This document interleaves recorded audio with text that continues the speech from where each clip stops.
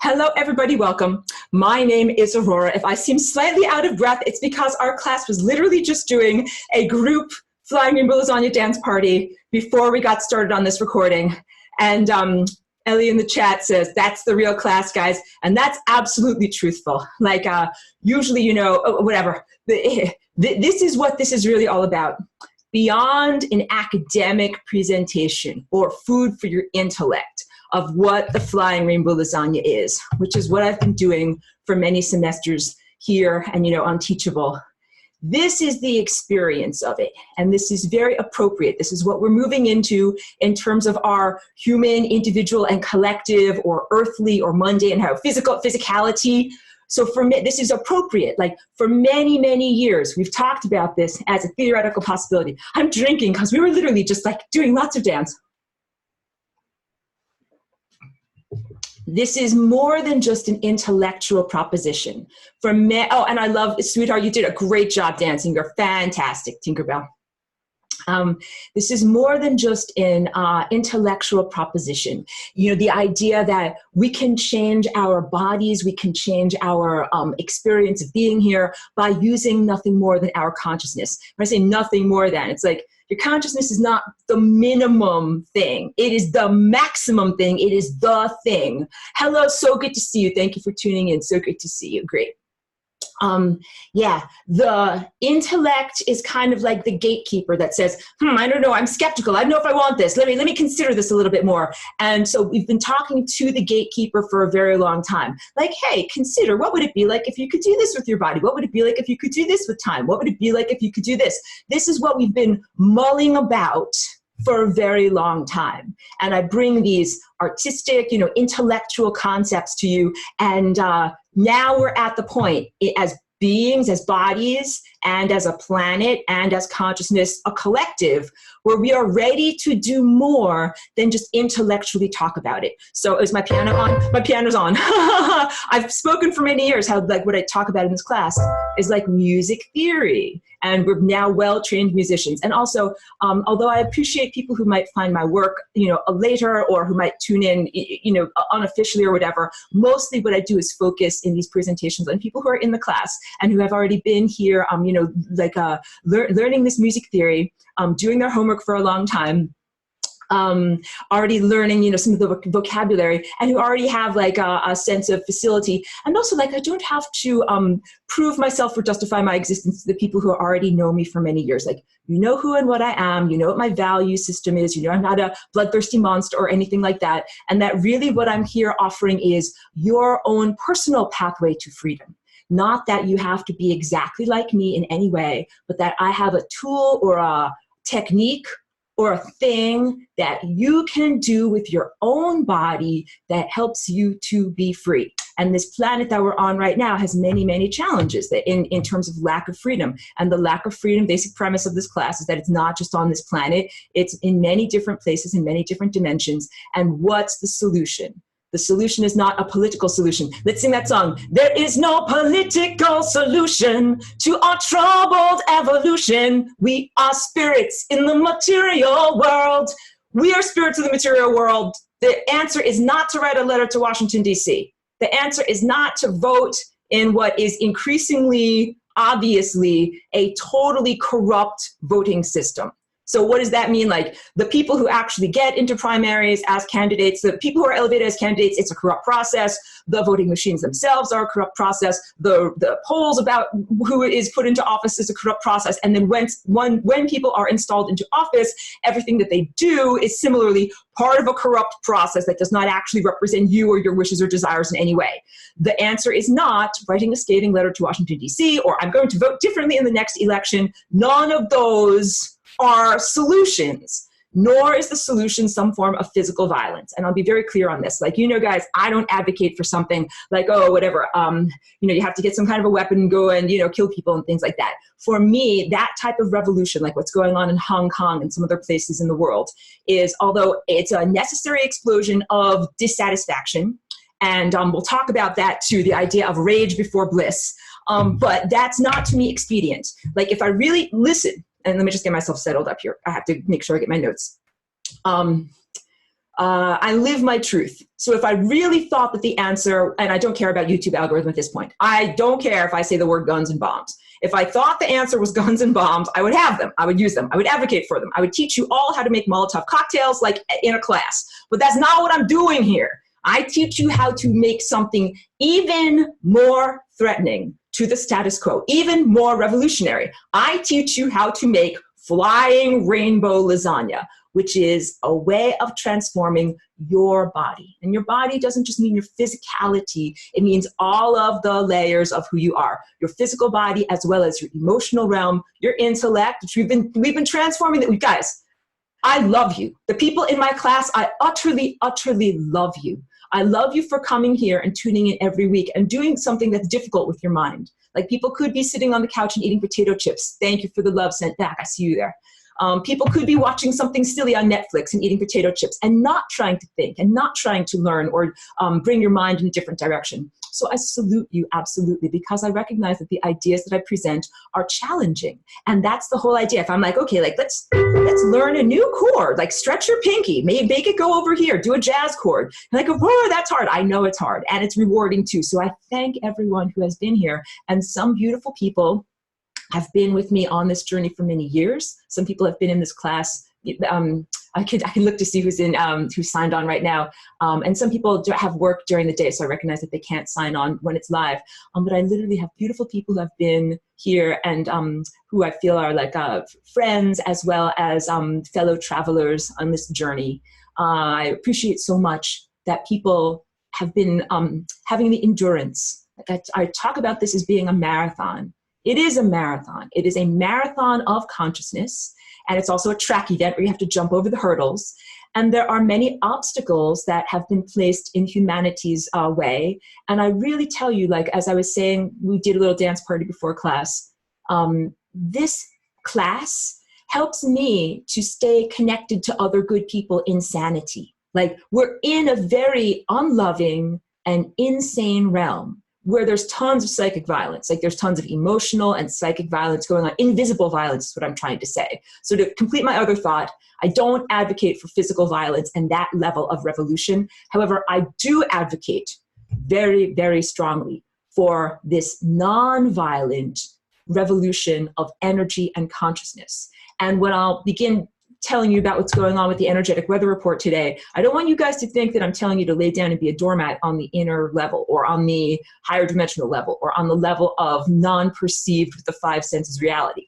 So I don't advocate for physical Molotov cocktails, but in the non-physical realm, yes, I want you to fight with everything that you have. I want you to fight with all of your non-physical strength, your willpower, your passion, your emotion. And I'm going to talk a little bit about what has been kind of short-circuiting that very real, very juicy level of empowerment with humanity. So part of that, it's like, I've got it written down, it's rage before bliss. And it's part of the false ascension traps that I feel like are being offered to me and many others as we're going through. So just one brief disclaimer, like I'm going to just speak very openly to you guys as my friends and fellow travelers here, and recognize when I say something like I'm experiencing this in ascension or I'm experiencing this in self-divinity, please understand I don't close the door on anyone else also experiencing ascension, the realization that they're God, all this. I recognize that it's a collective thing, but I'm speaking from my own viewpoint. So I'm very interested to hear what are other people's experiences going on. Like I read a little bit on Facebook because I will confess to you that at this point I find social media and reading through, like I find it more draining than I find it invigorating or uplifting. And at this point, the best thing that I feel I can do for myself or for humanity or for the planet is to guard my energy. Like if I'm feeling myself getting into these elevated states where I feel loving and empowered and hugely connected to the planet and all of nature, I don't want to delve back down into Facebook and politics and bickering and infighting and those levels of ignorance. And so I want to, go to share things with people or whatever like that, but not necessarily be brought down by the general crapitude of everything that's going on. So I only read a little bit of what's going on Facebook, but some of the things that I read from the people I'm connected to definitely confirm to me that many people are feeling these feelings of like ascension, for lack of a better word. Let's just call it that, but say we're using this word here in this class, in our grouping, probably possibly differently than it is referred to as like in the New Age world or the Christian rapture, because, I'm not talking about getting out of here. There's a lot of beings that is like escapism, like the idea you're going to fly off into a different place or leave your body behind. So I made that very clear in the past couple of weeks of my very off-the-cuff impromptu sharings here, that my definition and what I feel we are experiencing in terms of ascension is this inner revolution. And that's the most powerful also because it doesn't take any money and they can't effing stop it. They can't stop you from doing it. Like we just had a dance party. They can't stop you from dancing. Do you understand? These are the freedoms that we have and that we can claim. Like you're not allowed to drive here and you're not allowed to do this and you're not allowed to sing here and you're not allowed to do this. And if you do these things, you will be arrested. Like these are very real concerns. And wait, let me drink more. There's other very real concerns now in the terms of social control and lockdown that are going on. Not to make anyone feel afraid of expressing themselves, but it is very true that if you say certain things or if you express yourself in certain ways now, you might not get literally arrested, but you might be made very uncomfortable or socially suppressed in various different ways. And so I need to just speak to this, and I'll come back to it too. YouTube just changed their policies. So I do all of these video conferences on Zoom, and then I upload them to YouTube, and that's how I've done it for many years. And YouTube, as a system itself, has definitely suppressed my work, even, without me using any type of revolutionary words or anything like that. Whatever, back in the good old days, I used to get 52 views on my class videos. And so if I get 1,000 views on my video, I feel like that is a huge success. And it's all literally through people directly sharing with other people, not at all through basically I'm algorithmically suppressed. So all of this is, I'm acknowledging and appreciating the very real humans. Like no computers helped me to get 1,000 views. Very real humans helped me to get these people to watch. Oh, boss is here. We got to get a little chair for you. Come on over. Come on over. Sorry, I'm walking off camera, guys. Boss is important. Here. Come on up. I need to put my little boss chair here. Here you go. Come on over. Yep. Okay. With great appreciation for everyone who has shared my work and who has basically brought it to the attention of other people, because the computer is not knocking on people's door, or to my knowledge or my presumptive knowledge. I don't think that the computer is knocking on people's doors and saying, hey, knock, knock, knock. You really got to listen to this video that's the tool for freedom so that you can transcend whatever the matrix subconsciously. You can transcend limitations that have been placed upon you. No, I don't think that that's what's going on. So I think that it's somewhat miraculous. You're drawing a beautiful picture. I see you. Thank you for drawing that for me, Tinkerbell. It's a very young member of our class is with us today. So I'm keeping all of my language very family friendly. The algorithm does not necessarily promote my work, and that's because the algorithm is programmed by YouTube, and YouTube is owned by Google, and Google is owned by and controlled by the CIA.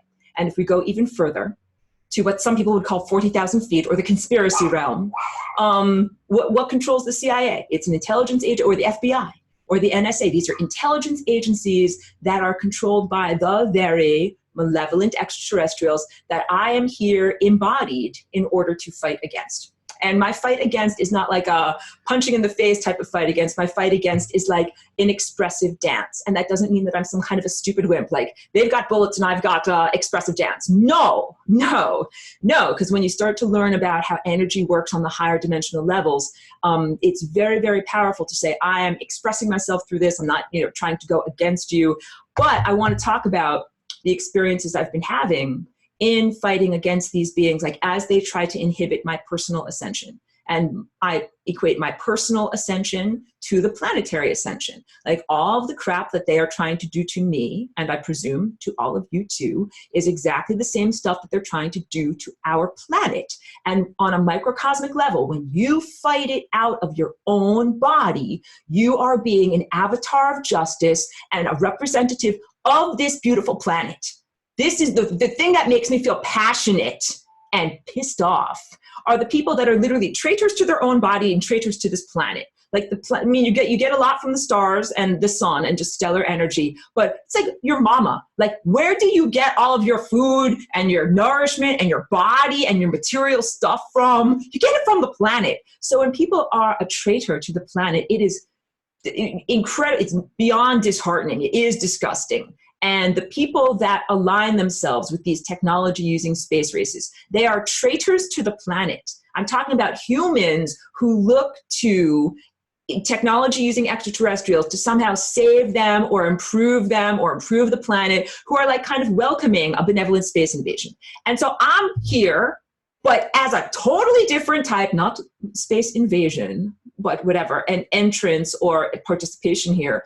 Here's the big difference. So these suckers who are technology using space races, they do not have an earthly form like I do. It's not like they have an individual body where they have to, eat and take care of it and brush your teeth and brush your hair and do all those types of things, and also work within this benighted money system that I'm dancing for the reduction of, and I'll talk all about that too. They are not invested in the body health of this planet in the way that I am. I literally came here from an outside of time into this body. This body is mine.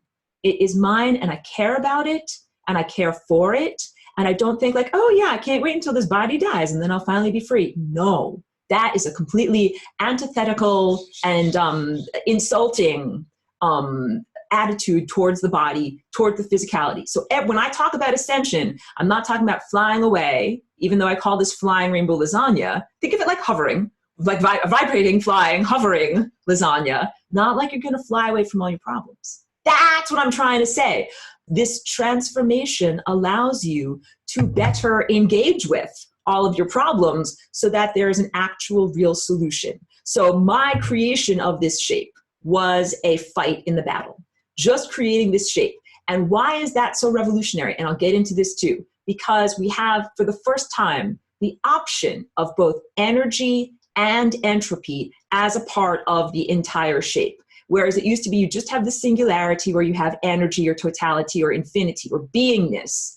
And then what are you going to do with all the stuff that's supposed to be in a state of non-being? So this is to address a person who contacted me by email, and it's just too much to write out. And I feel like, probably this question would probably be answered if you watched all of my videos and everything. But they basically asserted that my idea of entropy would be like some kind of eternal torment for these beings. No. So to clarify, these beings that emanated themselves not on a bridge of love into physicality by using technology that totally subverts the divine and subverts the natural aspect of the symphony of life, they right now reside on the membrane of death, which is supposed to be a clear transit way, but instead is a place that they have made their home. And on the membrane of death is where they experience eternal suffering, okay? That's what would be akin to like the Christian hell, even though you know that I'm not speaking about that at all, and you know that my idea of what Christ and what this connection is very different. We'll get into that too. Have the painting here, we'll show you the painting. No, they've been in hell for long enough. That's the whole point. When I invented this shape, I actually invented a very fair and benevolent solution to all of the problems. What do you do with the poop? Where do you do with it? Where do you send it? Where does it go? So it goes into a state of non-being. And as I've described, that state of non-being is akin to a Bose-Einstein condensate, which is a super dense layer of reality or level of matter, even more dense than the physical matter that we have here, where matter is slowed down so extremely that it has almost no motion and almost no heat, and all of the atoms smear on top of each other and kind of create one big giant unity of non-being. It is not a separation from divinity, from God, from unity consciousness. It is a different state of unity consciousness, because not everything is supposed to be in a state of being. That's the big thing here. That false presumption that everything that is in existence is supposed to be in existence. Like, that is a hugely flawed presumption. And I would like everybody to re-examine that. No, on a foundation level, there are some things right now that are in existence that are not supposed to be in existence. And these are the answers to, why is our world so screwed up? Why does evil exist? Why does death exist? Why do bad things happen to good people? All of these questions. And of course, for those of you that have been in my class and on the journey, like, you understand this already. You're already there. So this is mostly, there's some latecomers to the party, but I don't want to exclude people. But I got to tell you, like, I have literally no time to rehash 7 years of what I've already been teaching about. Like, you're coming in at the very culminative moment of this entire TV series. You're in the last episode here, literally. And we'll talk about what's coming up, what I'm going to do in terms of, continuing to create things and connect with everybody too. These beings that are not supposed to be in existence should go into a state of non-existence. And that journey should be instantaneous, not a long, long, slow degradation and decline, which is what's been happening as they live on the membrane of death. The only way that they can live is by drawing energy and life force from us, the living. So that's a really big, crucial distinction between myself and many technology using space races or whatever. You might not even be able to categorize them as technically living, alive, according to science's definition. I'm alive. I'm effing alive. I'm right here. And when I'm not in a physical body, I'm also similarly alive. What do I teach in this class, everybody? We are part of the symphony of life. That being alive is like this type of musical privilege that you have when you play the right notes. That when you listen to the great conductor who says, get born, get a body, play these notes, you get to be alive. You guys know my story, that the previous occupant, my predecessor, literally predeceased, the person who was here before death, that they were doing the right things and playing the right notes, but that they were very unfairly killed. And I said, that's not fair. That's a bunch of BS. I am going to Flying Rainbow Lasagna this body so that it can continue to play in the symphony of life. So, I don't have to be defensive or whatever with you guys. Like, that in itself was a very miraculous or revolutionary thing to do. And then being able to be an example of that to others and to articulate it and to teach you through sculptures and paintings how to do it for yourself is like extra icing on top of that cake. It is the extra stuff, because otherwise people would have figured it out. Like, if you think of something great, but you don't specifically write a book about it or share it with people directly, people eventually figure it out because it is a thought form that spreads through whatever it maybe in the vocabulary word here would be morphic field. I sometimes say human mycelium, the connectedness of your consciousness and your energy field. That you're not just swimming around in your own private kiddie pool, you are infinitely connected to all these other thoughts and consciousnesses. So what you think matters. And if you think a new thought, like, what if we did this instead of doing this? Then that absolutely has a transformative effect on everyone else, whether or not you articulate it, whether or not you write a book about it.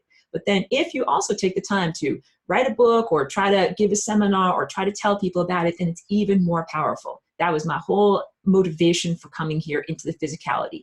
This, like what I wear on my dress, this information, it is available at large. However, this world is so, there's so many things that are on top of your perception that make it difficult to see and feel truthfully what's going on. That I don't think that maybe it would take like hundreds or thousands of years for humanity to just kind of figure out lasagna through percolation. Like through slow osmosis and percolation, it would eventually get through. But what if it doesn't have to be that way? What if I can come here directly and actually have fit language and a physical body and actually make physical things and speak to your intellect and your physicality about this possibility? So this whole class has been speaking to your intellect and retraining your expectations of what the physicality can be in preparation for this day, for what is going on right now. And it's today, but it's also been what's been going on since pretty much early October. And more than that, oh wait, I'll get to, there's wonderful comments. Let me get to that too.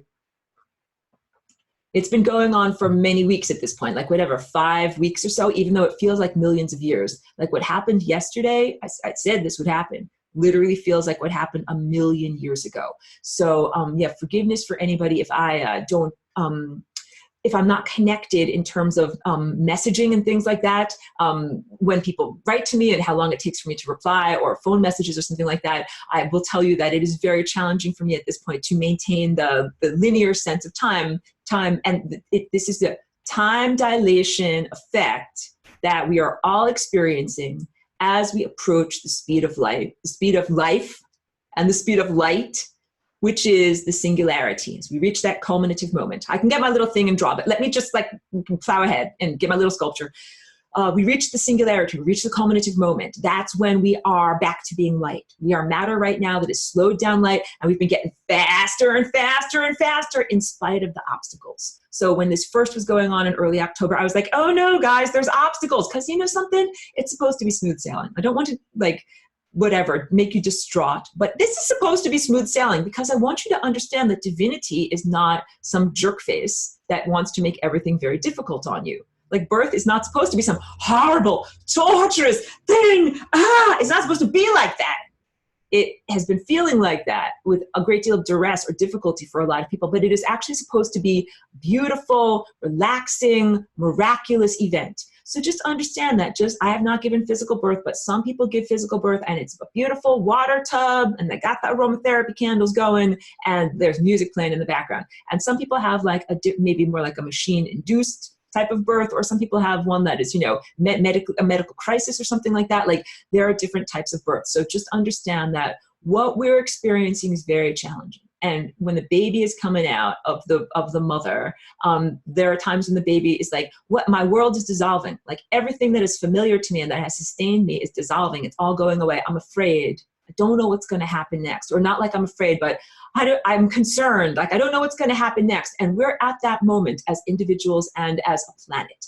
And the urgency that I really have to communicate to you is that like what you see going on with the political posturing, I'm not going to speak to current events, but impeachment hearings or strongly worded letters or anything that's going on like that, that is all the distraction from the internal revolution that you're not only supposed to be experiencing, but generating. So the baby isn't just like, woohoo, like I'm a passenger, I'm along for the ride, like squish me this way, squish me this way. Like, no, the baby does very, very specific things in order to be able to get itself through the birth canal. So even though it might have seemed like the responsible action for a mature adult in this time and place would be to watch the news and watch the hearings and, write to your friends and say, this is wrong and we should march in the streets or whatever. I need for you to know that those are not effective approaches, and that even if you march in the streets, your planet has been invaded, and that the people that have invaded are horrible, horrible monsters, and they literally don't care if you march in the streets. They'd be like, like think of like Kang and Kodos, from The Simpsons. They're, that's coming off of them and everything, and you're marching in the streets, and they, I space laugh at you. I space laugh at you. That is what they're like. That's why the impeachment hearings are such a joke. And that's why they don't have to care about whether they're following legal precedent or doing anything. Like they're not doing anything according to the rules. They literally don't care. And the reason why they don't care is because they don't have to care. They don't have to care at all. They invaded your planet and they think that they're going to just eat all of you, like toothy monsters. Okay? All right. And those people are literally, those whatever evil butthole aliens are literally my like sworn enemies. And I'm like the only good guy that's here. I'm a non-technology using extraterrestrial that is here in order to give you the tools for personal empowerment so that you can run your own effing revolution.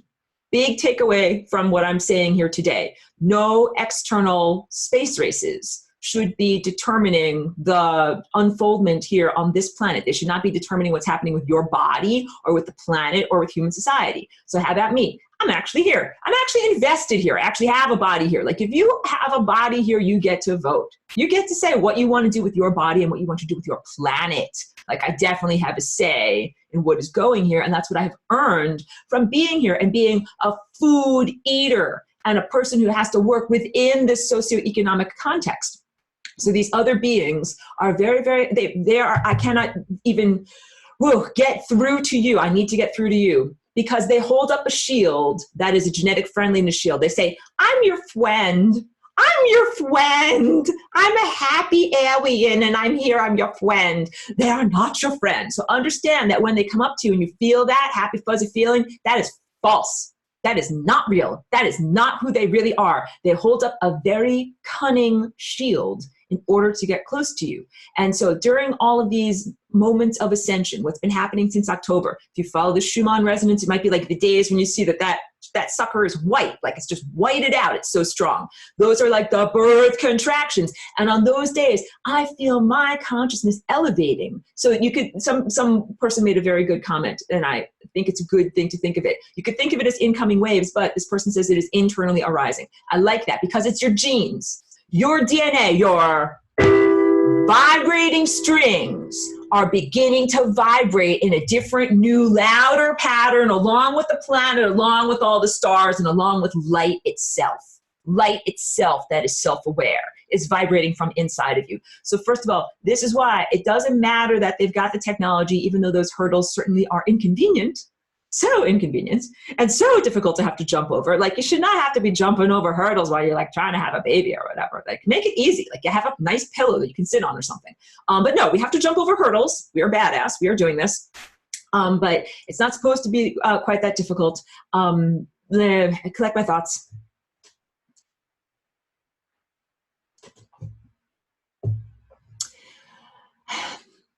Let me go, before I go any further, and read what's going on over here.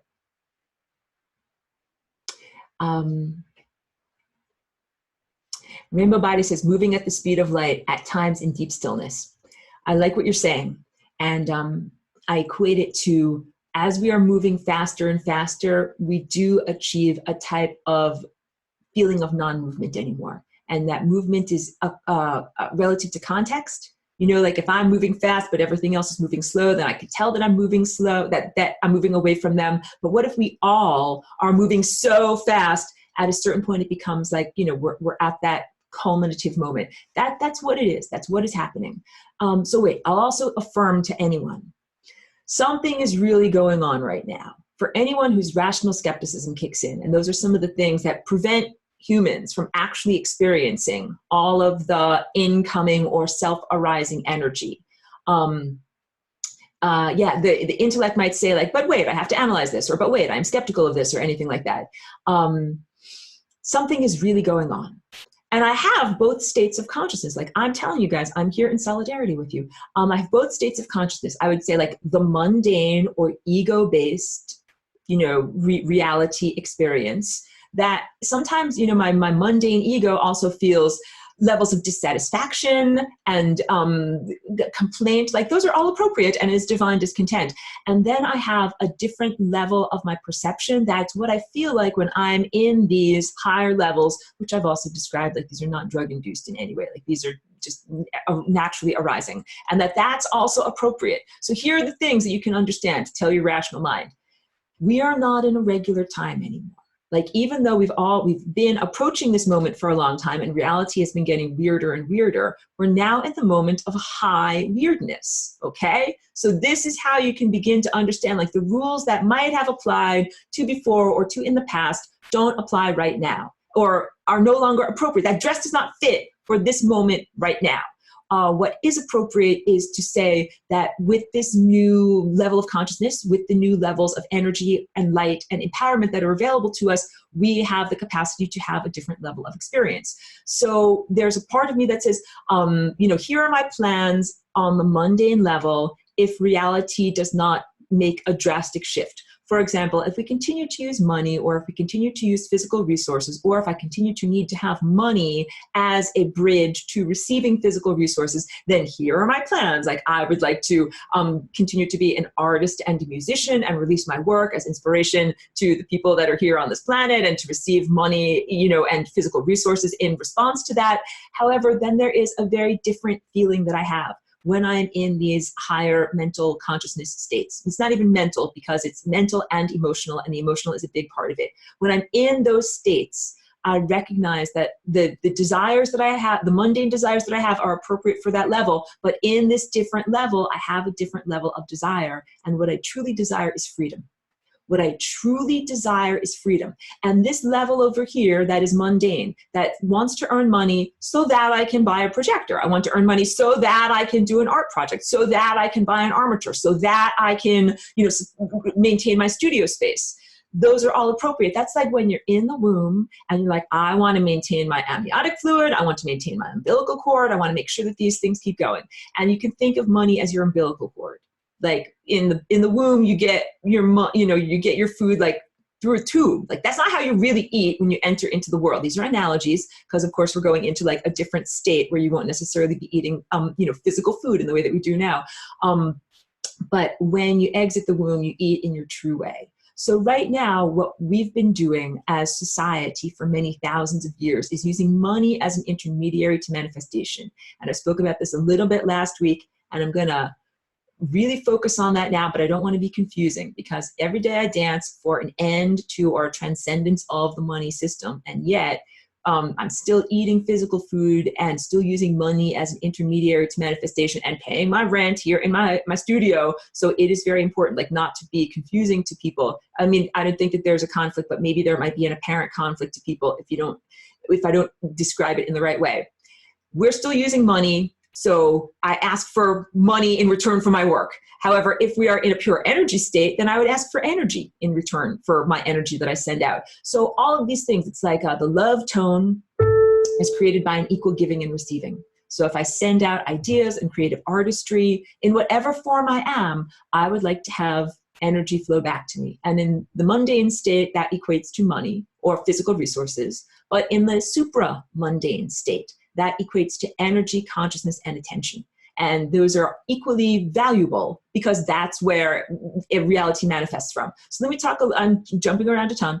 Let me talk a little bit about my personal experiences that I went through over this past week that of course has felt like, millions and millions of years since we last spoke. One of the things was a sense of being able to connect telepathically with all of the other plants and animals and humans here through the earth. So I had this on one of those days when the energy was incredibly strong. These birth contractions were incredibly strong.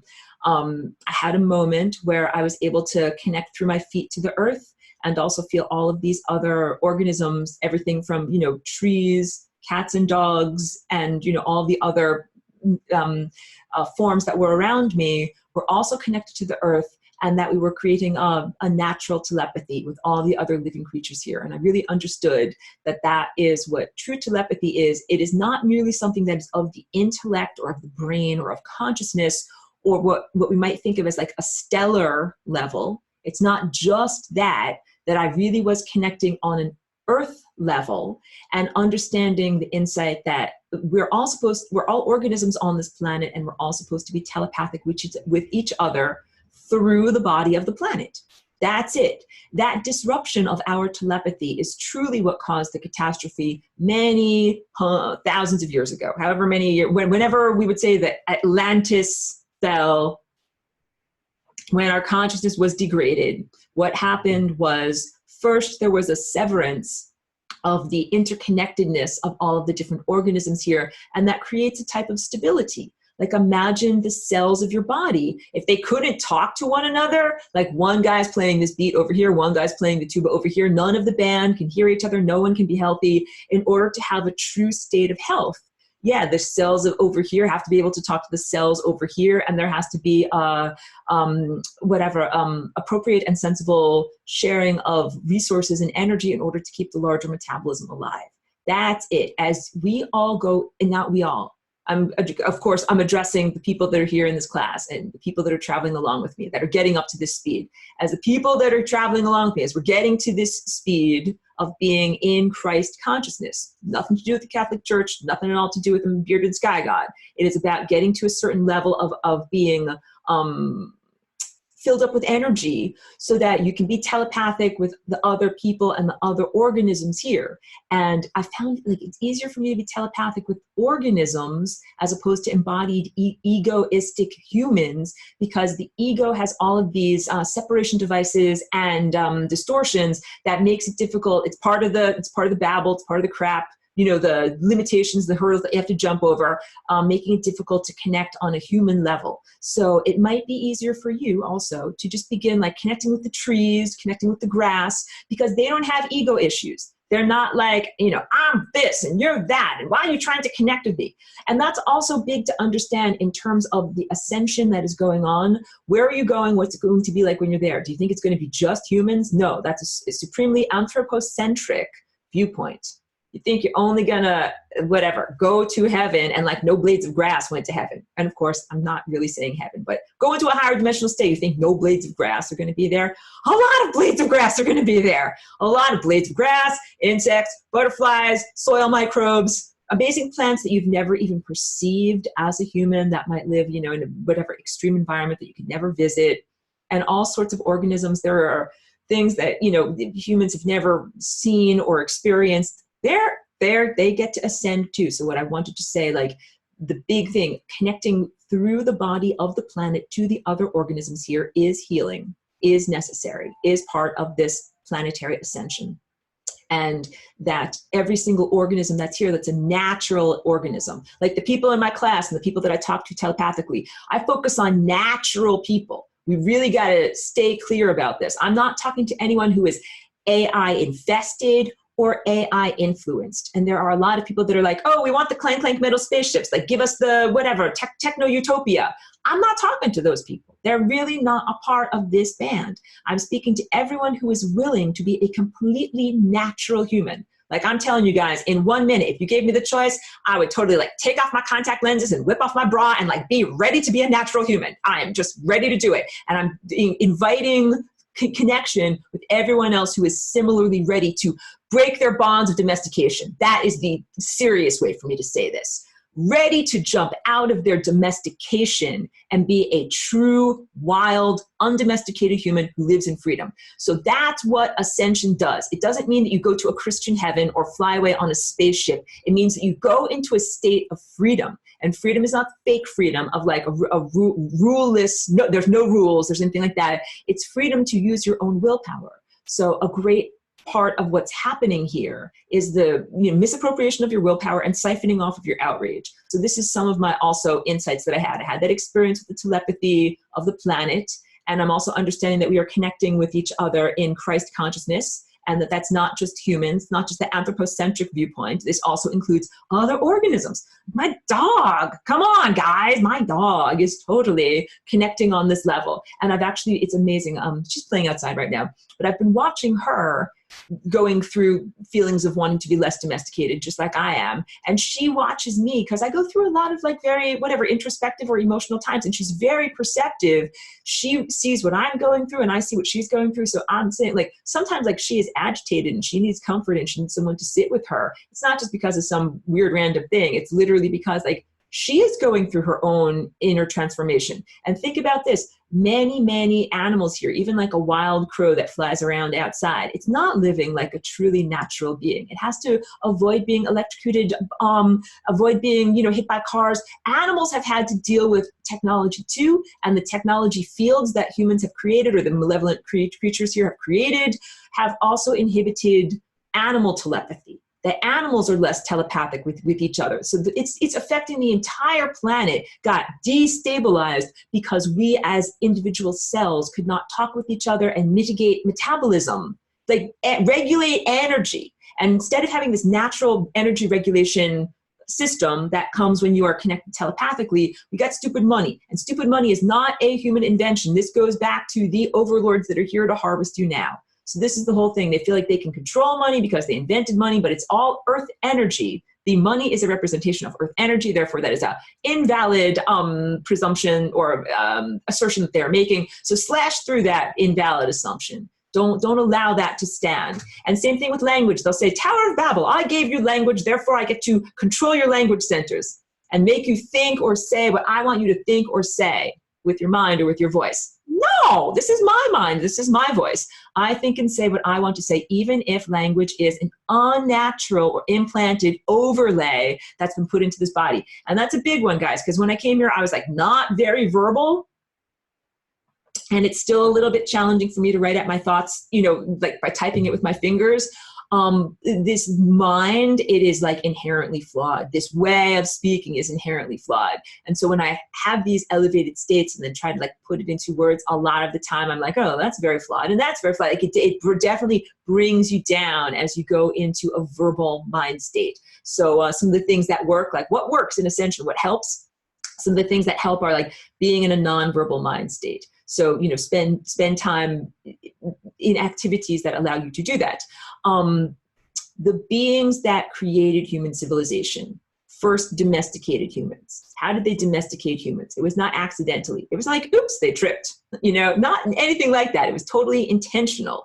And these are the same beings that have the whatever you want to call it, solar array, the thing that is blocking out the real sun, the thing that is blocking out real consciousness. Because if real consciousness actually pierced through into you, you would be like, tear off my clothes. I am a wild, undomesticated human. I'm not eating food. I'm not eating my fellow organisms to stay alive. I'm eating light directly, and I'm going wherever the F I want on this planet or elsewhere. That's what we truly are. That is what they fear the most. That is why flying rainbow lasagna is so very threatening to them. So this revolution, it's a revolution of perception of what you think is possible. It's a revolution of what you think you can do with your body or how you think you can live. So I bring up examples like Therese von Neumann or some of these yogis from the Hindu tradition or whatever that say, they only eat pure light, to plant a seed in your intellect, which is the gatekeeper that says to your body, like, you need to eat another organism. Death must exist for me to be alive. That's one of those basic flawed presumptions that these malevolent beings came and programmed you with. So, I tell you that you got modified, genetically modified many, many times over the course of being here. And one of the first modifications that had to happen was to make it possible for you to eat physical stuff. Like we used to eat only light. And imagine you understand, you eat light now, it comes into your skin. It is used for vitamin D synthesis in order to keep your bones healthy. And also, there's aspects of regulating your circadian rhythm and other things like that. You already eat light and already find light to be absolutely essential in your diet. But the challenge is, and also light, of course, enters in through your eyes and has, huge emotional effect on you. But how that light getting to your guts? How's light going to get to my liver? How's light going to, to get to my pancreas or whatever?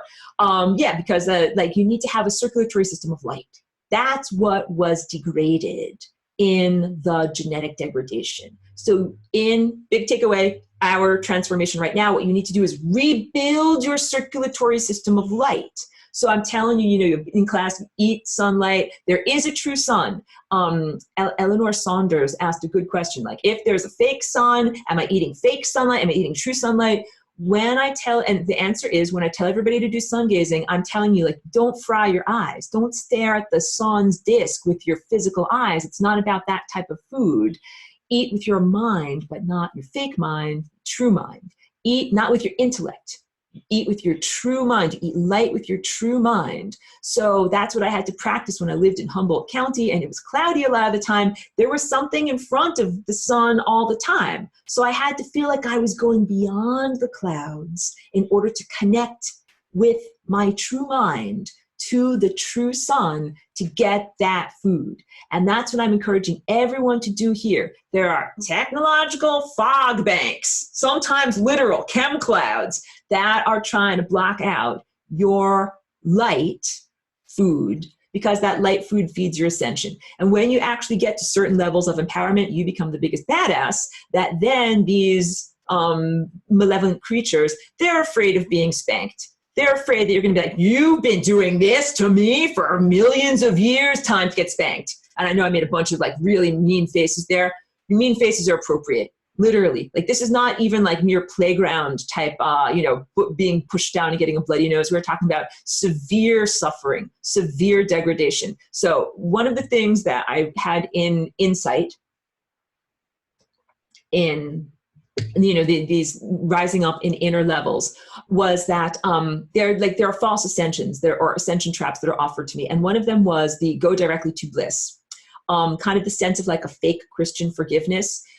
So when you've got these malevolent monsters backed up against the wall, you're like, you're these beings, you're wrong, you've been doing this stuff, it's against cosmic law, it's totally wrong and causing me a great deal of suffering. At a certain point, they'll be like, okay, so I'm doing it. They don't pretend they're not doing it anymore. They're like, okay, I'm doing it. But then they'll try to bring up some kind of a thing about, but Christian forgiveness. And it might be the biblical flavor, or it might be a different type of flavor where it's like, let's just go directly to bliss and not have any consequences. And what I'm very, very clear about is, I'm paraphrasing here, rage before bliss. Okay? Now, again, my rage, when I use that word, I don't necessarily mean physical violence. And you know that I'm not a person who owns a bunch of machetes or flamethrowers or anything like that, because I don't think that it's that type of rage. I'm talking about planetary rage. Imagine if a bunch of self-intelligent bacteria said to the electrical wires, F you, I don't like you and your stupid EMF fields, and I'm going to eat away at you and corrode you so that you're not there anymore. That type of planetary rage, the type of rage that, like, if you have something that comes into your body that's not supposed to be there, you're like, get out, this is not supposed to be here. I'm doing, the rage that says I'm doing something. You could call it outrage, but let's just call it rage, because outrage is a little bit social. It's a little bit like, oh, I clutch my pearls, I'm outraged at you. Like, it's just dropped down that too many levels. This is the rage that you feel when you recognize how much your consciousness has been exploited, victimized, for lack of a better word, or caused to be profoundly suffering. So you back these monsters up against the wall and you say, you are responsible for whatever, 10,000, 26,000, however many millions of years of suffering that has been wrung out of this planet. And at some point they'll be like, you got me, but you gotta forgive me. And the answer is no, no. Can maintain very, very clear boundaries, because these guys, they're like the worst drug addicts. They're like the worst unaccountable beings. They don't take responsibility for what they do. They always make a lot of excuses, and they're literally like drug addicts. Remember I told you that they're getting high on your ascension stash? They literally are that way. Rage is appropriate. So in this case, I am advocating for psychic rage. And that means, so the idea is entropy. I said at the beginning to this email person, hey, these beings can go to entropy, and that means that they don't have to suffer, that they have been suffering on the membrane of death. But what they've been doing on the membrane of death is saying like, ow, ow, this membrane of death is so uncomfortable. Let me eat your life force instead. And then as I eat this, I won't feel these discomforts. So these beings that have been trying to block out your planetary ascension, first of all, they're totally effing high. They are high. Like, imagine you're talking to someone who just smoked a bunch of crack and a bunch of meth, and they're like, woohoo, I feel super fantastic. Like, they are not being held accountable with their feelings. Their feelings allow them, their artificially elevated feelings allow them to create the very worst crimes. Literally, death and dismemberment and the worst things that are happening on our planet right now. And they're like, oh yes, in a very intellectual way, I recognize that suffering is occurring there, but I feel so great. Like, I'm overacting, but you understand that that is what they do. Just like a drug addict is like, oh, I don't like my feelings. Oh, I don't like the way life is like around here. Like, I'll just snort a powder and then I'll feel so much better. And then I won't care about all the inappropriate things that I'm doing or inappropriate things that you're doing. And I'll just go through life like that. That is exactly what they're like.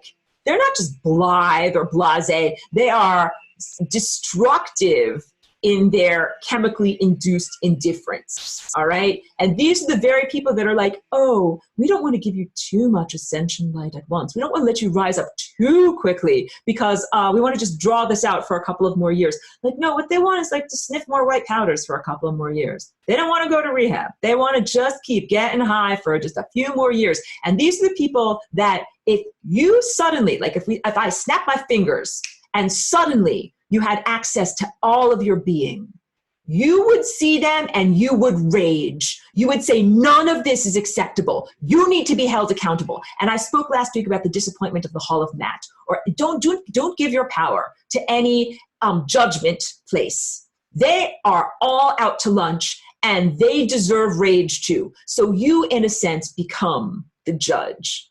Let's say it's not Judgment Day, like some Jesus bearded guy coming down with a flaming sword saying, now chop off the infidels' heads. What if you become the judge and you say, because you are, now whatever, filled up with all of your own capacities, and you see what's actually going on here, and you take all of your rage and you actually use it to set things right. So going to entropy is the end result of setting things right. And you know how you set things right? They get to experience all the suffering that they caused. That's what it is. So imagine that they have stolen whatever, $20 million worth of your energy.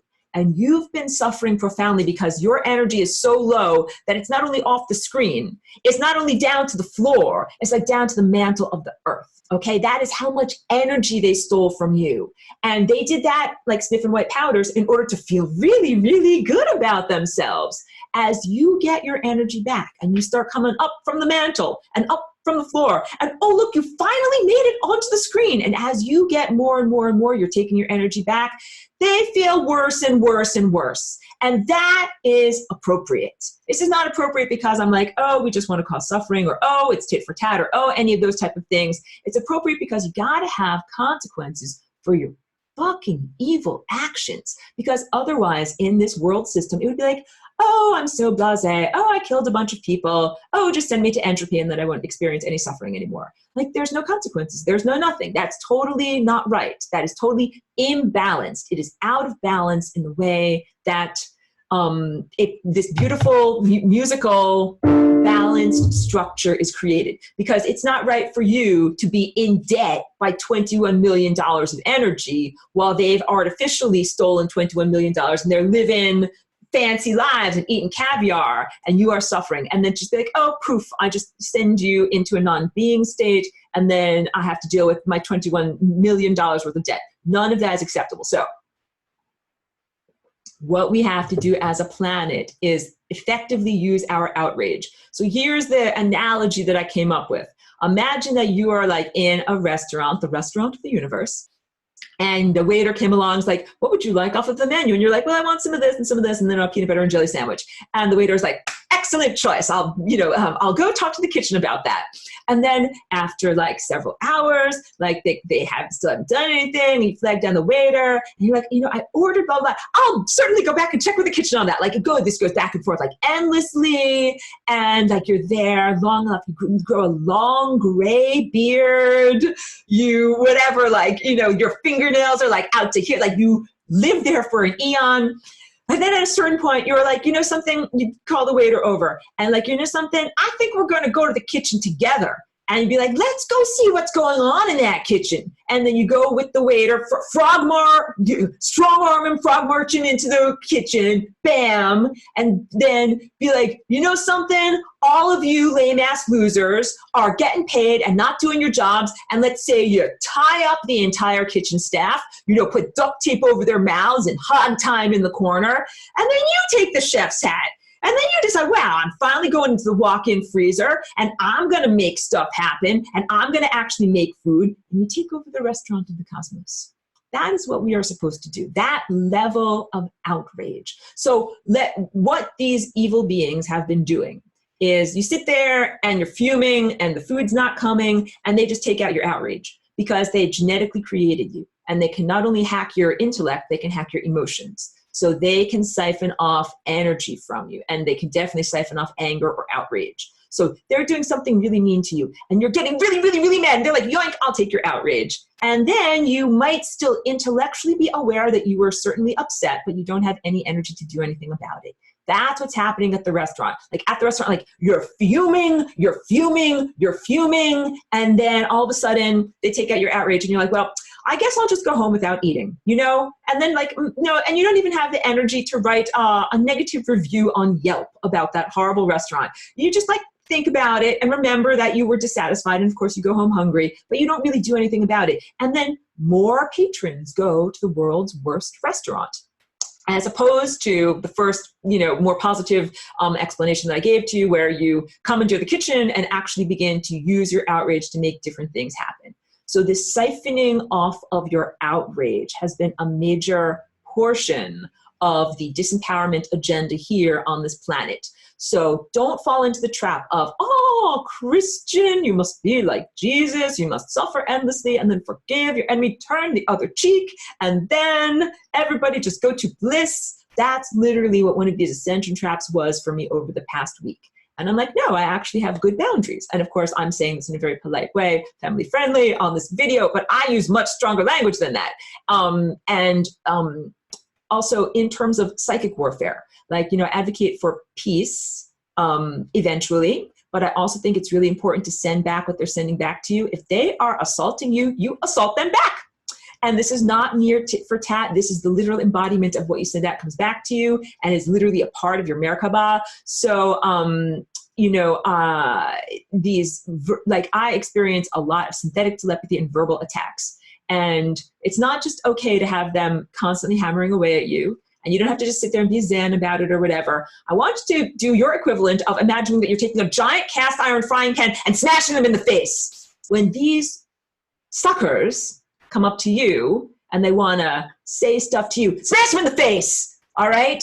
And you're saying like Aurora, you're acting like a psychopath. No, I'm actually the sane person giving a sane and valid response to what it is like to be assaulted and abused by invisible and previously unaccountable, you know, assholes, pardon me. It's not right. Use your outrage. Don't allow it to be siphoned off. So this past week, I not only used my own outrage very effectively, but encouraged the planet and all of nature to use its outrage. This entire planet has been effed with and degraded and harmed on profound levels. And you should utilize your energy in order to set things right. Not simply say, let's all flow into a state of bliss. It will be so very, very wonderful. So that's, you know, when I'm going into those more blissful and elevated states, I'm very aware that I do want things to be held accountable. It's not just like, oh, like, let's just drift off and everything will be so great. Like, no, things do have to be held accountable. So the idea is return all of their suffering to them. If they caused you $21,000, million worth of suffering, you return all that suffering to them, and it can be instantaneous. And then they go into a state of total energylessness. So they've used your energy to be falsely elevated, push them down the mountain instantaneously, and then they exist in a state of total entropy. So this is what we're supposed to be doing, and that is actually the antithesis of what would happen to them if they didn't have an exit. If they didn't have an entropy to go to, here's what their fate would be. More and more and more energy of consciousness, light, and awareness would come into this world and to this planet to the point that, there would be no food for them. When you guys get to be pure light, like there's no food for them. So they would exist here like the most, hungry, suffering beings with no place to go and no food to eat. That is definitely a horrible, horrible fate. So the idea that they can go into a state of entropy, which is a state of non-being, where they are in a unified consciousness. So it's not like, oh, they're suffering because of blah, blah. And also don't think that why do you presume that they should be connected to the culminative moment that you are going to? That is a flawed presumption. They have different characteristics. They're supposed to be someplace else. I don't know why it is presumed that they should be with you, unless you're them, unless you're a highly, highly, highly flawed person. You think that you are your demons, and then maybe you want your demons to come with you to the culminative moment. No, you got to actually, so let's talk about this. Demons, putis, you people in this class, you know what I'm talking about here. Where do they live? Where's the membrane of death? Class, where is the membrane of death located? It's located within you. It's on the membranes of your chakras. It is not something that is external. It is something that is internal. These effers live inside of you, and it's not the way it's supposed to be. And the answer is not to hit yourself in the face with a large cast iron frying pan, but to hit the things that are not you, to expel the parasites.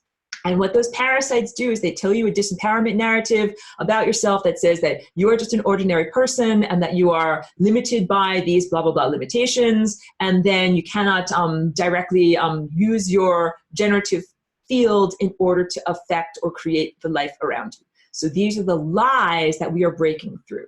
The revolution here is breaking through these barriers of lies that keep you as an individual separate from your own divinity. So I talk about that I am God moment, the culminative moment. I'm not going to draw the whole picture. I'm just going in fast pace here. When you make that I am God moment, that neural connection to the great brain, you don't just do it once and you don't stop doing it. You think I am God, you think, whoo, that's it. You whatever. If you ran a marathon and then you get to the finish line and you break the tape and you make it across, you think that's that one moment. But what if you never stop breaking the tape? What if you keep on thinking, I am God, I'm God, I'm God, I'm God? Like, you never stop being God. You never stop thinking I am God. You never stop being that level of awareness. And it absolutely informs all of your actions and your entire perspective as you continue to have experiences on your journey. So there's information that is transformative. Like, here's the person that I was before I knew this, and then here's the person that I am after I know this. When you have that I am God moment, it is a transformative piece of information.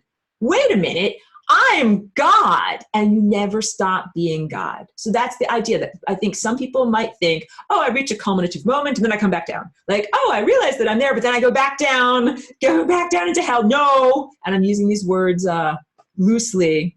Don't descend down into lower states. You can keep it being in that higher state. So that's the whole thing. All of these lower states are brought to us by the various things that siphon off our energy. And paying attention is a big thing. Like, this is our attention, the attenuos, the tendril that reaches out. Attention is payment in the non-physical world. So in moving forward after this, culminative semester ending here, I say, like, in whatever form energy exchange is happening, like, please pay me. One way that you can pay me is with attention, literally. In terms of, being an artist or being a musician, like, if you're playing, you want people to pay attention to you. You want people to focus on you and listen to you. It's very whatever. I've been in places where it's like, there's a beautiful performer singing on the stage, but then people are chatting or talking or whatever. They're clanking their dinnerware. It's like, oh my goodness, like, someone beautiful is playing. Like, we can focus on them. That's what it's like, that the idea of paying attention. And right now in our world, people are perhaps they're paying attention to the wrong things, is what I want to say, without any grace in my language. If I could put my words in a better way, they're paying the wrong things with their attention. So you might be paying politics with your attention. You might be paying, like, total nonsense that does not nourish you or bring you in a better way. Or you might be paying someone who's just a self-serving, a-hole. That they're just spouting nonsense and they're a fraud or they're whatever, but you're paying attention to them. Like, you might be reading their book or watching their video or whatever. It's a level of energy. So yeah, what I would request is that people pay attention to me. Please direct your attenuous attention to me in what I'm saying, both with my external creative expressions, music and artwork, other things like that, but also with my internal expressions, because I play this flying rainbow lasagna music with my DNA, and you guys are all connected to me with your own DNA. So that's why it's very accurate to say, if you feel like waves arising internally, it arises internally. And I would ask that you pay attention or align yourself with this music that I emanate. It is not usually a verbal music. So when I do my dance and I'm telepathically, oh my God, I need to drink, connecting with people, it's different than here on a video. It's non-verbal. I'm sending out a music, and the music has a feeling, and I'm asking you to tune into that feeling as opposed to the horrible crashing music of the beings that occupy the membrane of death. That was the thing that I learned in that moment of telepathically connecting with all of the other organisms, like the natural organisms in the trees and things like that. I realized that the living beings are creating a real symphony of life that is very subtle and very beautiful, and that the synthetic telepathy, the invader's mind, the artificial beings that have come here that don't play this beautiful music of life, that they have been so loud. It's been so difficult. I've been spending so much of my time and attention focusing on the putis, focusing on the membrane of death. The peanut gallery, they're very loud. And I had to smash them in the face with the frying pan enough to get them to shut up so that I could finally connect with the symphony of life. So my big thing that I keep reminding myself is focus on the symphony of life. Do not focus on the membrane of death. And I feel that that moment brought me closer to my body, that I am focusing on my body as being a member of and a part of the symphony of life. And I'm inviting everyone else to do something similar. Remember, this transformation is not getting rid of your body, it's a transformation of your body. So again, we're not like getting rid of Earth. I'm pointing to that painting over there. We're transforming Earth. And so a big thing, like as these waves come, or as these transformative moments, or intensify, that's a good word for it, as things intensify, sometimes I have feelings that are a bit bittersweet. And Darla wrote me a very beautiful email, and we were also talking about this a little bit before class, and I thank you very much, and I thank you for, you know, your friendship and for being in this class. I have beautiful people in this class. About you know, this is our last class for this, you know, semester, for this teaching cycle, for teaching in this way. A little bit of bittersweet, a little bit of like, oh, like we have been definitely on an epic journey. We have been doing a lot of work in parallel together, and also growing closer and more connected as a collective. And it feels also appropriate, like learning, but like that's all preparation. I think it's time for us to perform. I think that we've done a lot of really wonderful practicing and coming together as a band and as a group. And we're definitely in the groove. And now I think it's time for us to actually start to play the symphony of life. Join with these other organisms that are both like physically here, but also, you know, in other times and places too. The symphony of life is not just what's happening right now at this moment. It's also, you know, spread throughout time. So it's a very big band. I think it's time for us to start playing with that band.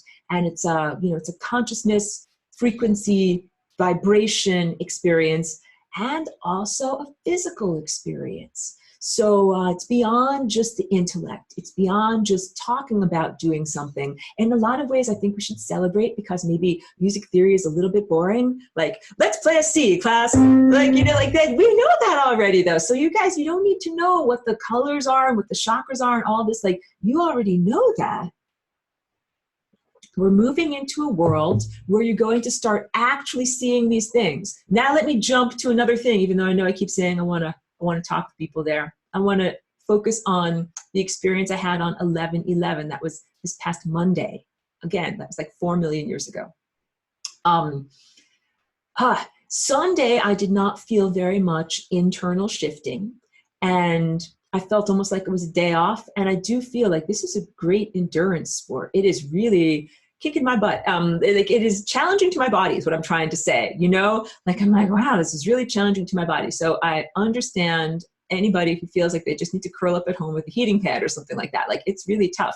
And also I feel blessed that I live someplace where my climate is warm and sunny right now. Like, it's easy for me to be able to get outside and kind of like get myself covered in sunlight and get warmed up and everything. It's probably challenging for people that are in a cold climate, but I think some people are doing well with baths. If you have access to a bathtub, to be able to like make yourself a beautiful tub with, you know, good water or salts or whatever kind of oils you like to soak in. And I'm not very much of a water person, but I've been finding that I want to do a lot more like being in the shower and like feeling water flowing. Or if you have access to a swimming pool, like I'm trying to say, like, find your ways of finding that level of like sustenance for your body. Because we are going through, it is an endurance challenge event, what we're happening right now. Do all the things you can possibly do the way that an athlete would. Like, wow, like I just ran 10 miles. Like, I might need to like, whatever, soak my muscles. I might need to do something or whatever, like, you know, rub some healing oils on or something like that. We have to be treating our bodies in that way right now, because this is also part of the respect for the physicality and respect for the planet. And also, this is not a death. Like, in the bittersweet moments that I'm feeling of this class, I'm reminding everyone that this is not the last broadcast I will ever make. I'm ending Lessons for Full Spectrum Humans as it exists in this format, because I feel like we're moved into a different level of context, and these lessons are not relevant in the same way that they were when I recorded them a long time ago. And this approach to teaching style is not relevant in the same way that it has been. Everything is changing and shifting, and I've been feeling it for a long time. So I have to change my approach. I'll save for the end, like how I'm going to go into Patreon and everything like that, because right now this is not about like the commodification business stuff. Like that's like this level that I'm at. But right now I want to be talking at this level. What we are actually experiencing is not death. Like when you think like, but what if I have to leave behind all the things that I'm familiar with? My amniotic fluid and my umbilical cord and my this and my that. Like you kind of feel a sense of like, but wait, this place is very beautiful. And I don't want you to think like, oh, I'm going to lose something. Or like you're like going to get less. You're actually going to get more. So, your amniotic fluid and your umbilical cord were only appropriate for that time. And so you could think of that also as like, the act of earning money or using money as a connection to physical resources, or even the act of eating physical food. You can think of all of that as being analogous to umbilical cord. But I don't want you to be like, oh, but I like cookies. I want to stay and eat cookies. Like you can't stay in the womb and eat cookies, okay? But that does not mean that you will starve. Where you are going, there is something even better than cookies, right? So umbilical food, that's like, okay, it goes directly into your bloodstream, but you don't really taste a lot of stuff. And when you get born, you get to taste stuff. You get to have a lot more variety and self-control also about, what type of stuff you taste. So we are in a similar level of like, well, I'm attached to the things that I appreciate as levels of comfort here. And yet I also feel a lot of discomfort because remember, babies are like, I'm cramped, I'm hungry, like I need stuff. I need to move. I need to move because I need more stuff. Many of us feel the same way. Like you recognize, first of all, that the money system is totally a strangulation of your natural vitality. And that I was saying, that was invented by the beings that are here to harvest you. The money system goes back over 5,000 years. The History of One is a good documentary that you can watch. The History of the Number One that you can watch. And it talks about the invention of money as little tiny markers, clay markers from ancient Sumeria. Hey, in ancient Sumeria, they worshiped these gods that were not really gods. And these are the same gods that they say benevolently came and gave us agriculture because we became domesticated beings. Like these are not benevolent gods. These are the same gods that like carry a little, handbag and have, technology horns. Like they're genetic engineers. And they're one of the primary aggressors or attackers or beings that assaulted you from your elevated levels of what you're supposed to be. They effing hate you. They hate us. They hate what we are. And they intentionally degraded us. Like imagine if there's some adversary or nemesis that you have. You're like, you know what I'm going to do to you? I'm not just going to like kill you. I'm not just going to like chop off your head. What I'm going to do is make you forget that you're a big, divine, empowered person, make you think that you are a small, little, mortal, nothing person. And I'm going to rape you and murder you over and over again. That is what they did to us here. That is literally, and that you should be not only outraged by, you should rage about that. They are not benevolent in any way. So they'll wear this mask, they'll wear a genetic mask, they'll do a glamour. I'm your friend. I'm your friend. No, they ain't your friend. And when you break through all of that, you get them back against the wall, they'd be like, okay, I did it, but forgive me. No. Don't forgive them, smash them in their face over and over with the frying pan. And then they get to go to entropy. I speak in these ways to be accessible and to be humorous, but I'm very, very serious. And this does not make me a psychopath to say that these are necessary forms of sending that violence back to them. They are very psychopathic creatures. They are the creatures that imagined the idea of degrading you to the point that you have to eat another organism. Because before that, we did not have to eat each other on this planet. And that's also part of the return to planetary telepathy. Right now, it's been difficult because we have had to eat each other. Everybody's eating plants and animals and eating each other.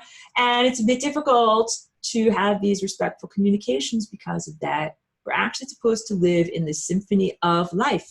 We don't have to have any death because we eat pure light, pure consciousness. And you can now imagine that happening because you expose yourself to light and you have a circulatory system of light that brings it around to every single part of your body, nourishing it in the same way that blood flows all around your body. Or you have a circulatory system of time that brings this nourishment of awareness, of consciousness through the various layers of time that it needs to go through so that you can get there. And that's part of Flying Rainbow Lasagna. That's part of why I'm here. Lasagna, like bringing you food through time so that you can be healthy and vital and go in the direction that you need to go. I got lots more stuff, but I want to talk with this. I didn't even get to the second comment here from half an hour ago. An hour ago. Thank you, David. And thank you for being part of this class for a long time. David says, I was FRLing the other day to Rhapsody on a theme from Paganini Piano Concerto and really getting into it and singing and humming along beautiful to the melody lines and rocking and swaying to the crescendos and gorgeous nuances, all the while visualizing FRLs pinging back to myriad stars and galaxies, enlisting their support to trash negative timelines and to manifest and multiply the most outrageously beautiful timelines. I love you and this is fabulous. At the final gorgeous inspired climax of the concerto, I went into waves of full body, heartfelt, joyful sobbing that was so amazingly cathartic and revivifying. Thank you again, Aurora, for facilitating this for me. I just wanted to share this off the charts experience. Much love. David, love back to you. Thank you for sharing that here. That is incredible, like nourishment and confirmation and really good things, I think, for everyone who's been here, you know, doing this collective work. Like, thank you. Thank you for sharing that with us. I wonder if you can tell me, I'll scroll down and get through all these comments. I wonder if you can tell me on what day that was, because I had a really intense experience on Monday, and I was wondering if it lined up, but I'm trying not to be too intellectual about all of that. But Monday, the 11th, was definitely a very, very powerful day. I'll go through more comments, and then I'd love to tell you about the rest of what has been happening on the week. Richard says, do you know if there are benevolent ETs that are now in the process of evicting malevolent ETs and their many mind control technologies from Gaia? And also asks, when we sun gaze and FRL, are we dismantling their global AI mind control net? Okay, wait, first we'll talk about the first one. Do you know if there are any benevolent ETs that are now in the process of evicting malevolent ones and their many mind control technologies from Gaia? Yes, I am a benevolent one, a non-technology using extraterrestrial that is here, you know, for whatever we're using quotes around extraterrestrial, who is here in order to do exactly that. And the beings that use technology and that have pretty much taken over the pop culture here, they're not your friends. So they're not your friends. The guys that are running the UFO conferences and that have done a lot of science fiction movies and tried to get you to accept the idea of, you know, techno-utopia, they're not only not your friends, they are the ones who have presently implanted humanity with, like, you know, the Morgellons, the wetware, whatever you want to call it, tiny fibers inside of you that make you not yourself. That's devilish. That's horrible. That's evil. That's not friendly at all. And that's all of these space technology using races. They want to say like, oh, no, we're the good guys and we're this and we're that, we're fighting against them. Please do not believe any of that nonsense. They're very immature beings who have taken their mommy-daddy issues into space and pooped all over on a grand level. And they're shooting each other with lasers. Like, that is not anything, like, you're not rooting for any of those guys. You should root for them just all to shoot themselves with lasers and just all go away. Like, you're not like, oh, I want one particular team of Rock'em Sock'em robots to win. They're all bad robots, and you don't want any of them.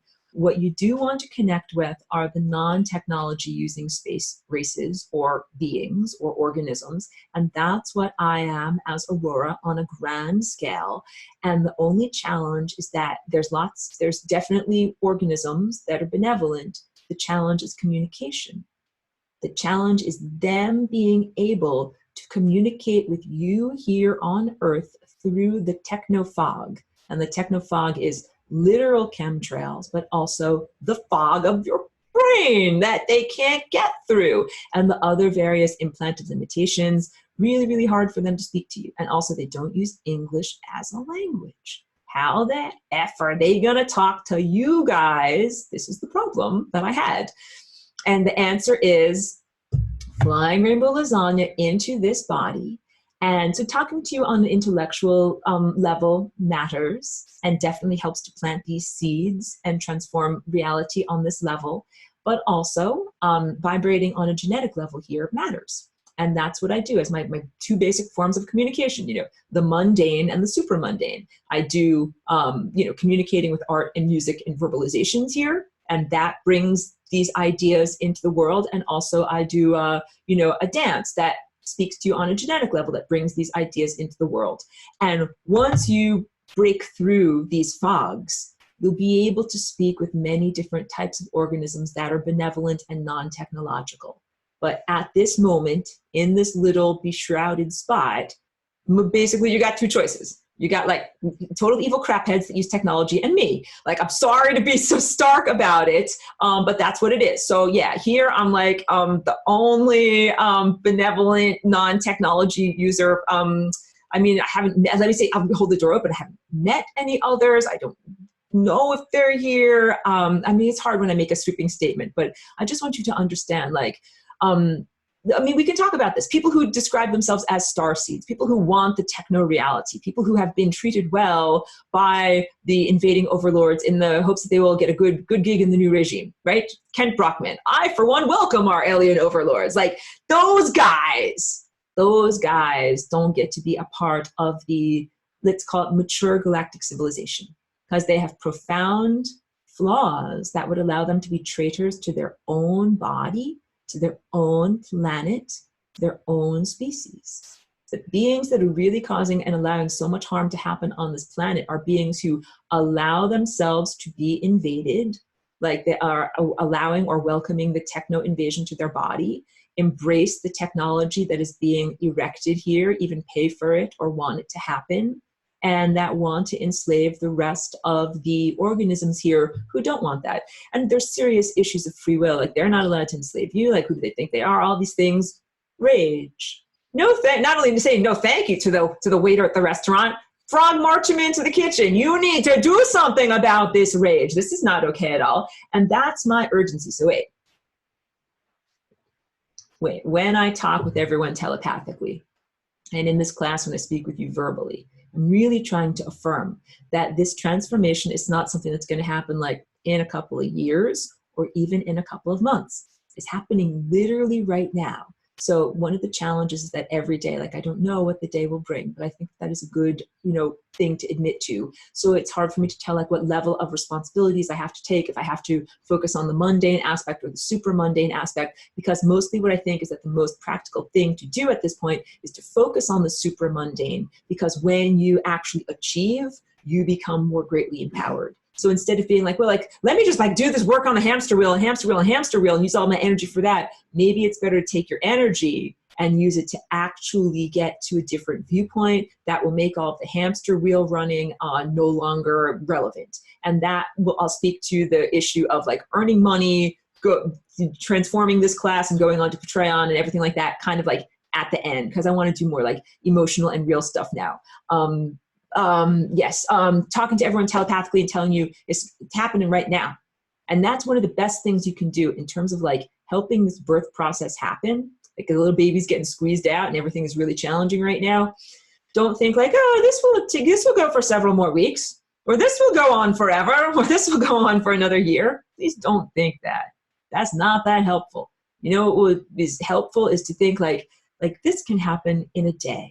In the same way that a great cataclysm destroyed so much in a day, you can create in a day. You can ascend or rectify in a day. Please imagine that.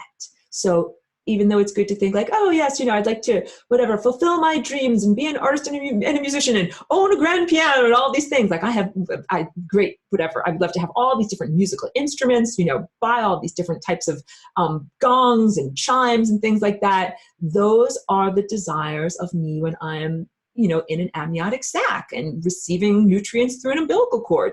When we are in a state of total freedom, creation is a lot more like this. So I feel like I've been giving everybody the roadmaps and the music theory for the thing that we're about to experience. Let me segue into that, even though there's 12 more things to read. The segue is what happened to me on Monday at 11/11, when I felt this influx of, the only way I can say, like, influx of these patterns, like, this language or this geometry that comes into me. It was so much that I felt like I was pressed down into the earth. So I came back from that experience. I was on a little dog walk when I felt very connected to all of nature and everything. And I came back and I was in my backyard sitting outside. And on that day, the sun felt very gentle and I was able to sit, like, it wasn't feeling burning and hot on me. Like, some of these very high sun simulator days. It feels like my skin is frying, like I can't sit in the sun, but the sun felt very gentle, and I was just sitting out there, and I felt smaller versions of this in the past that were more like whatever, they were microscopic versions of this. That also, I used to equate them with epilepsy, because I know I share very openly with you guys that that's something that I've been going through for a long time, and it's an artifact of the brain damage that was done to my predecessor. But I'm happy to report, like, I have not had convulsive seizures for maybe over a month. Like, it's been one of the longest good periods for me ever. So when I go into these higher dimensional feeling states, now I don't think like, wow, is this like, am I having a seizure? Like, what's going on? Like, I don't think that it's about that, because I'm neurologically stable now. When I have these feelings, I don't have to equate them with that there's something going wrong. In fact, I think what used to happen was that I would have this huge influx of energy. And then, like, if there's a garden hose that it has a knot in it, it would wave around wildly. I think it was like that type of too much energy. So now I think that my garden hose, my neurons, that things flow in a better energy pattern internally, so that I can have all this energy go through me. It's not disruptive. But on Monday, I felt literally pressed down into the ground. Like, I was just kind of like laying out, like, in the sun, like, with myself against the earth directly. And I felt like I could not get up. And I was seeing all of these things that I see internally very, very, very strongly. Like, it was very amazing how much I was seeing it. And it was almost like too much. It was a very natural, non-chemically induced psychedelic experience is the best way that I can say what that was. And a lot of very clear, whatever you would say, inner geometry, or these, perfect patterns coming into me. And it was so much that, like, I could not get up. I had to just let that energy flow through me. And I really felt that that was coming as a direct, okay, here's how I can say it. Usually when I'm doing Flying Rainbow Lasagna, I feel like I'm sitting on the earth and I'm like this little flea, like jumping up and down and doing all these different things. And on that day, at that moment, what I felt like is like there was a ping pong between the sun and the earth, like waves that were like whoosh, whoosh, like they were doing lasagna. And I was just like laying there being like, I think they lasagnified me is what I think happened.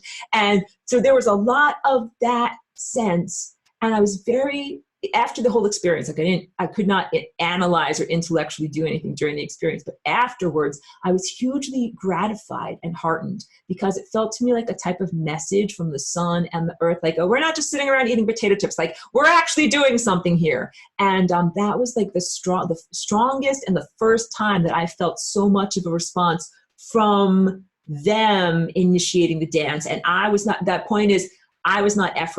I was not initiating it. They were just doing it and doing it and doing it. And after a certain amount of time, I was like, wow, like this is really a lot, like it's a lot. That's why I say it's an endurance sport. You might need to take a bath or rub on the oils or whatever. And even after that, like it went on from basically the rest of the entire day and into evening, until the sun went down.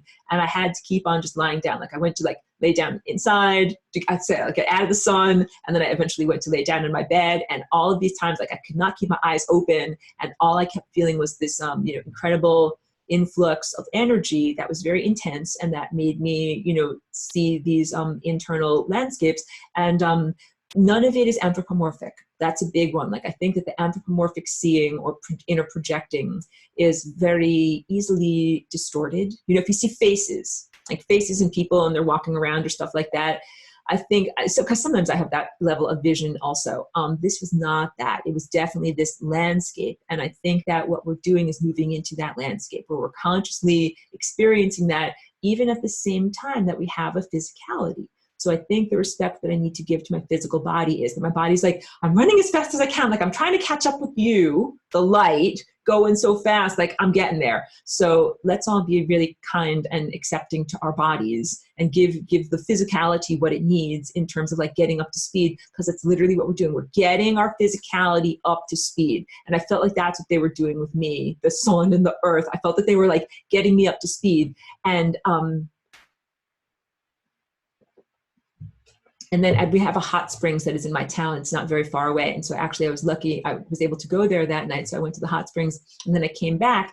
And when I was, preparing for bed, now this may sound like mundane or like whatever. I'm trying to use it as an analogy and also like as some humor. Let me just rearrange myself on my little chair here. So, you know, like these pesky occupiers, the poop on the membrane of death, the horrible monsters, they are, you know, they're like synthetic telepaths. They're using an artificial way of augmenting their mind, you know, to stick pitchforks into you, to get misery and stuff like that. That's their MO. That's how they do things around here. And as I've been, you know, feeling them doing that to me and everything, like I definitely fight back against it. And part of my fighting is like having an insouciant attitude.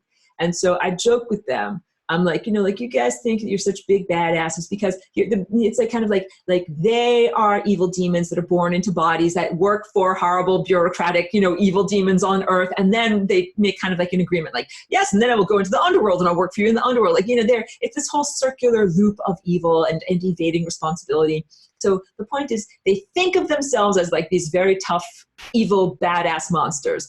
But they're like, you know, trying to attack me, and like I'm shopping for a barrette for my hair because I'm like, I need a hair clip for my hair. So I'm like, you know, looking online in order to be able to buy a barrette. And I'm joking with them like, oh, watch out, everybody, get your gear on because it's the battle of the barrette. And these very, very evil monsters are going to try to fight against like a girl with fluffy hair buying a barrette. Like, you know, I make fun of that type of thing.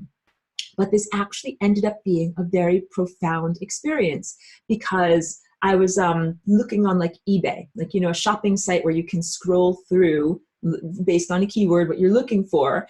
And so I used my generative field in order to create exactly what I wanted, is the summation of this story. But what was different was I did it in real time. As opposed to in the past, what I might have done is, like I told you that story, I imagined a chocolate bar while I sat in my Merkaba, and then I went out and I saw that very chocolate bar at the coffee shop. And that was one of my, you know, earliest manifestation experiences. So you think about something, and then later on, you see the reverberation of it. And in this experience, it was a manifestation in the moment that I was looking through the listings and I was mentally envisioning and thinking about the characteristics of what I needed. Well, I needed to be about this big, and I needed to be, you know, this type of thing, and I needed to fit together. It's got to be comfortable and, you know, like a very specific thing. But, you know, but also open to some jazzing and bebopping with the cosmos. Like I didn't know exactly what it would look like. And as I was doing that mental process with my generative field, using the computer and digital stuff as an intermediary, I found the exact thing that I was looking for. So that was a profound experience for me. That by doing enough frying pan smashing and getting enough quiet from fuckers on the membrane of death, that I was finally able to connect directly to my generative field. That is what I would define as God or divinity within. And something that I will affirm is a piece of anatomy that I believe that we have, that is like part of you as well, that each person has this. It's like your quantum observership. Sorry if I'm so thirsty, I have to talk here. Your quantum observership, your generative field. So my generative field, I feel, was being co-opted, and there was something that was intervening that was making it so that I couldn't connect directly with the thing that makes reality happen. And as I was having these thoughts and I saw the exact thing that I was imagining and wanting and desiring show up on the screen, like, of course, like, yes, I pressed the button to actually buy it and send it to my house. But I also realized, well, hey, if I can generate a barrette that I need for my hair, how about I generate an end to the synthetic telepathy and the mind control that has been harming everybody on this planet? And that is what I used my wish-making energy for. So I wish-making or my generative energy for, because I really feel like that day was a very strong day and a portal day. And I've read some other things that some other people, you know, wrote and shared about it, about, you know, what they went through, what they experienced in terms of transformation. And when that energy comes to me, so here's what I really wanted to share. My mundane self says, oh yes, I need a hair clip, and then it's going to cost, you know, this many dollars. And the intermediary of the digital world, as I spoke about before, and also the intermediary of using money, the umbilical cord, to actually bring it to us. But the thing that I really want is freedom. And in this world, there's no store where I can just go out and plunk down some money and say, I want to buy some freedom. I want to buy some freedom from the mental slavery that is going on around here. I want to buy some freedom for my consciousness. I want to buy whatever it takes to turn off the solar array and turn off the Morgellons and turn off the 5G and turn off all of the wetware and turn off everything that is trying to keep me apart from my own divinity and from my own ability to truly, manifest a beautiful world around me. That's what I really want to buy at the store. Well, the answer is they don't have a store like that around here, and you don't buy it with money. So in that moment, I really found a great deal of freedom. Like, again, I'm still working within this paradigm of living in a house and eating food and requiring money and all those things. But in that moment, I felt a great deal of freedom, because what I realized I wanted to do was manifest something that you can't buy with money, but that you can generate with your generative field. So another huge emphasis of what I can share today is I want everybody to start imagining that what they're generating with their generative field is the solution to how you get to freedom. Like, if there is, I've been telling you all about this technology that is basically beshrouding the planet and beshrouding you as an individual, keeping you from your own divinity. With your generative field, with your God aspect, with your quantum observership, create the solution. It doesn't cost money. It costs belief and attention and willpower and rage, all right? Use all of that stuff that you have in order to make this thing. So that's the best way that I can say it. And this is a way of creating the solution. So, you have this generative field, like imagine you have a force field around you. And imagine that there are these things that are pathogenic or not real. Like, they don't really have a being. They're in a state of non-being, but they want to be in a being. So they come into your generative field, and then they try to make you think that they're in existence, and you embroider them into existence.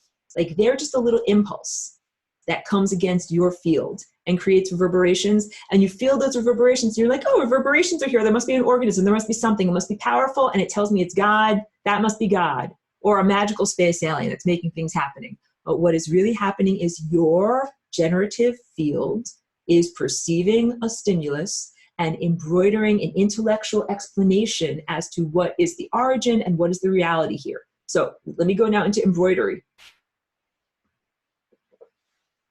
This is another kind of silly story, because I'm telling you about barrettes, and now I'm going to tell you about lipstick. For many, many years, the synthetic telepaths, they would, hit me with different random words, but they didn't seem like random words. They would hit me with words, and I would embroider them with meaning, or a presumed meaning. They were actually flavorless words. I didn't know what they meant. So the word lipstick would be said quite often, and I did not understand. Sometimes, you hear a bunch of random shit. You don't know what they're saying. You don't know what it's really all about, but sometimes it seemed connected with reality. So my best description is that it's kind of like when you have a dog, and the dog is trying to figure out, okay, what's the training around here? Like, if I do this, I get a treat. If I do this, I get a treat. What does this mean? What does this mean? That is very much how I felt. Like, I didn't understand, where is this coming from? What does it mean? What is this in reference to? What is this? And lipstick ended up becoming embroidered with a type of meaning overlay that was usually like a dangling carrot, usually was something like that, you want in the future, some way of putting me off balance, put me always wanting something in the future. But I never really understood what it was, but it was always being, let's say, used as a ploy. The word lipstick was used as a ploy, and I kept on embroidering meaning on top of it. I didn't tell you guys that a couple of weeks ago, I had done my laundry, and I left my lip gloss in the pocket, and it melted in the dryer. Oh my goodness, this is the mundane things that happen when you're going through this planetary ascension. You don't check your pockets. And yeah, so not only did I, get some, I gotta get some new t-shirts because they got blessed with lip gloss, but also I needed to get a new one. So, I like to get things from small, small businesses and stuff like that. So I ordered my little lip gloss or whatever. And it came in the mail on that day, and the synthetic telepaths said the word lipstick to me.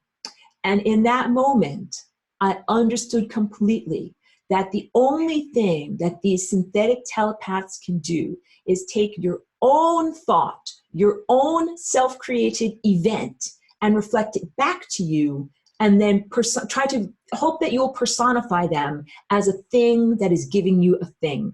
That I could see that I actually saw Time Telescope, that the moment where I received the lipstick in my mailbox had been telescoped back and widened out, kind of like a beam of light, to encompass this whole different area of life.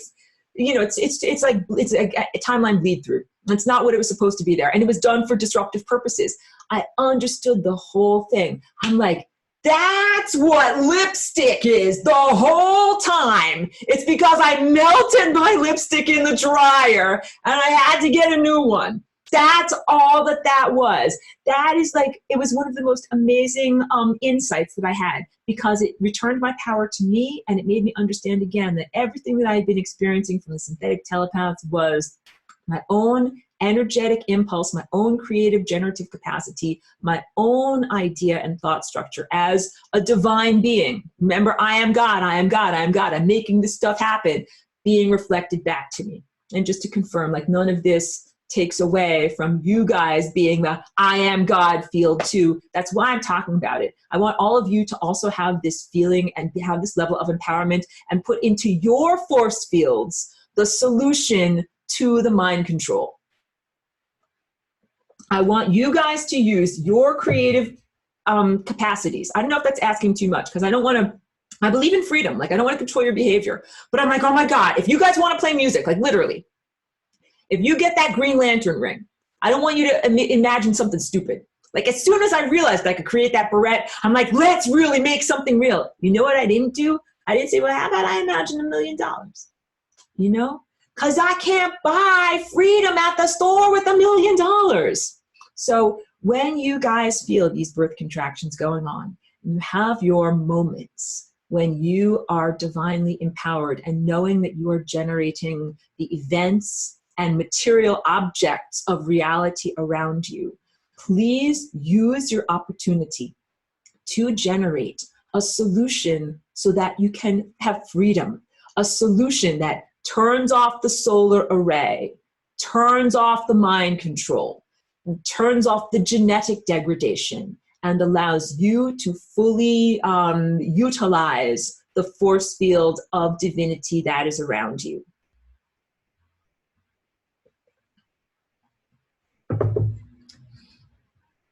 Okay, I don't even know if I got to Richard's second question. He says, when we sun gaze in FRL, are we dismantling their global AI mind control net? Yes, that is a big part of it. So sun gazing means that you get energy, and it makes it possible for you to do these highly athletic things that you're doing with the body and with consciousness. So sun gazing is very important in terms of ingesting get gas in your car so you can actually go. And that's also a big part of, I'm trying to not to lose my thought. Sorry. And flying rainbow lasagna, let's talk about that. Okay. I've described this world as kind of like a cage or an area of severe limitations. And although I live here in this body, in this realm, I jump out on a very regular basis. So what's the difference between a cage and a home? Clearly, a cage you are held in against your will, but a home is someplace that you choose to be in and that you come and go as you please. You've got the key to the front door. You get to go in and out of your home. That is what the physicality or this realm of experience is supposed to be like. Like, how can I be happy and healthy and well-nourished and experiencing not only healing my body, but also profound, these uplift sensations in a world where joy is being sucked away, everything is being yoinked away, technology is being used to control us. How can I do that? And the answer is, I ain't getting my food from the cage. I ain't getting my inspiration and ideas and everything from being in the cage. So I jump out almost every day, and for a significant portion of the day, I'm jumping back and forth, jumping out. So I'm only in the cage a little bit, and I get a lot of food and light and energy from elsewhere. That's the lasagna. That is like the nourishment that I get. And then what I'm able to do is to share that lasagna laterally here, sending out the good music to other people genetically, and then you guys each develop your own lasagna technique that allows you to jump out of the cage too.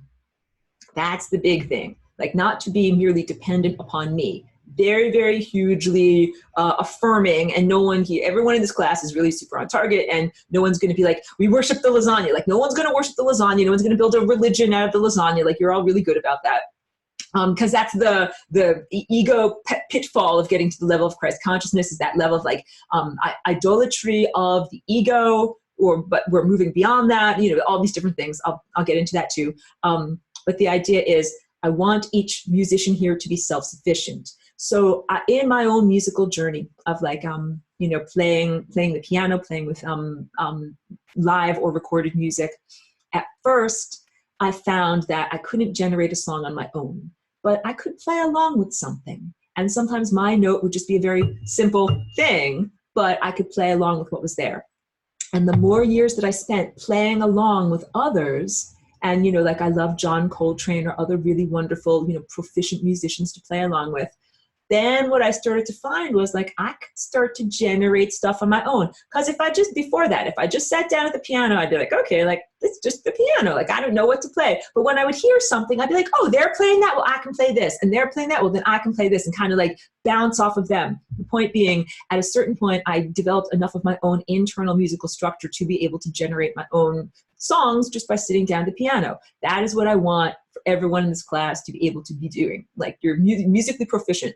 Like, you don't just have to play along with me, even though I encourage and invite, play along with me, because that's how you learn and grow, and then generate your own. So get lasagna energy from me laterally and develop your own flying rainbow lasagna connection, and jump in and out of reality as a way of being healthy and well-nourished, even though there are technological and conscious impediments. And then what's the culmination of that? Not just endless jumping in and out. The truth is that could be a bit exhausting. Like, you don't want to have to just jump in and out of your cage as a way of superseding things. At a certain point, you reach the moment of totality, of empowerment, where you recognize the solution to not have to be the cage. You're not just redefining the cage and leaving it there. You figure out a way to break the cage system. That's what we're doing. So let's all flying rainbow lasagna. Feed ourselves, transform our bodies, and as we grow that generative field and grow conscious knowledge of how to use it, break the entire cage. That is what I'm totally talking about. So when you're back to your lovely question, we are dismantling their global AI mind control net by doing exactly what I said we are, by that description. And he says, if so, it's no wonder you are being marginalized by their Google puppets. Thank you. Thank you for that recognition. That is exactly it. You totally understand what is going on. That the last thing in the world they want is for me to do this, or for me to teach anybody else how to do this too, right? I think they would think like, oh, maybe Aurora will be selfish and she'll just like do it herself and not teach anybody else, and then they'll still kind of be like, whatever, subjected as opposed to empowered. But no, I want everybody to be empowered. It's like, you don't want to be the only cook. Like, no, I want you guys to cook. I want you guys to be able to cook and make food too. And that's kind of cool. Eleanor, let me read this privately.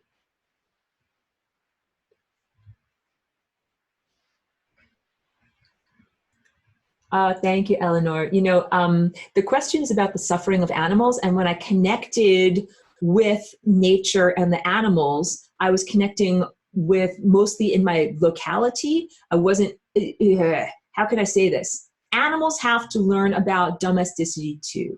And it's not just the domesticated human. Basically our entire planet has been domesticated. So animals have to learn to be truly wild also. Even if you think like bears eat garbage, and there are rats that scavenge and everything. Like, and what we are doing, the eating of others.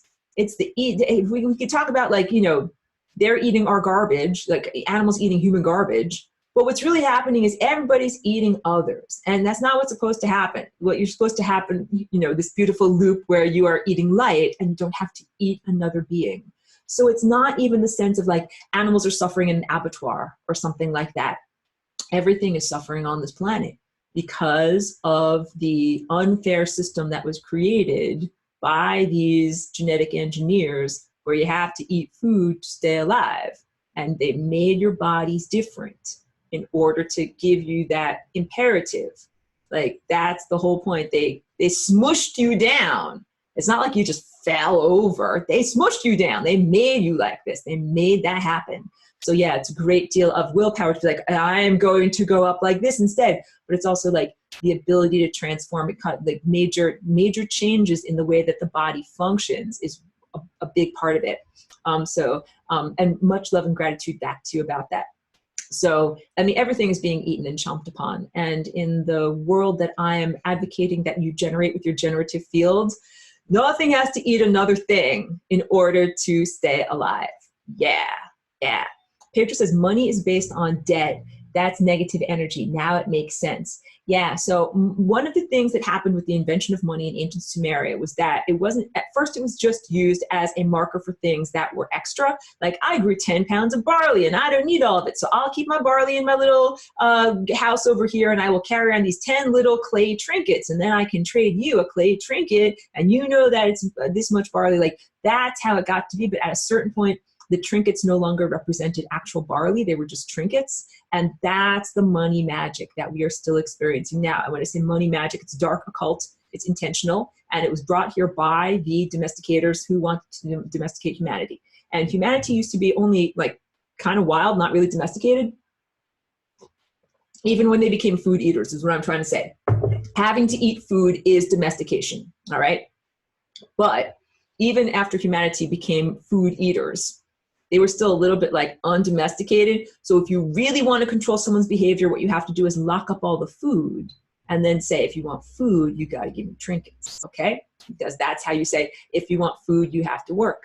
If you want food, you have to work for me. If you want food, you have to work for me doing this thing that I tell you to do, that is behavior control. And their evil ones, their whole thing is about your behavior control. So it's not just money as a marker for stuff.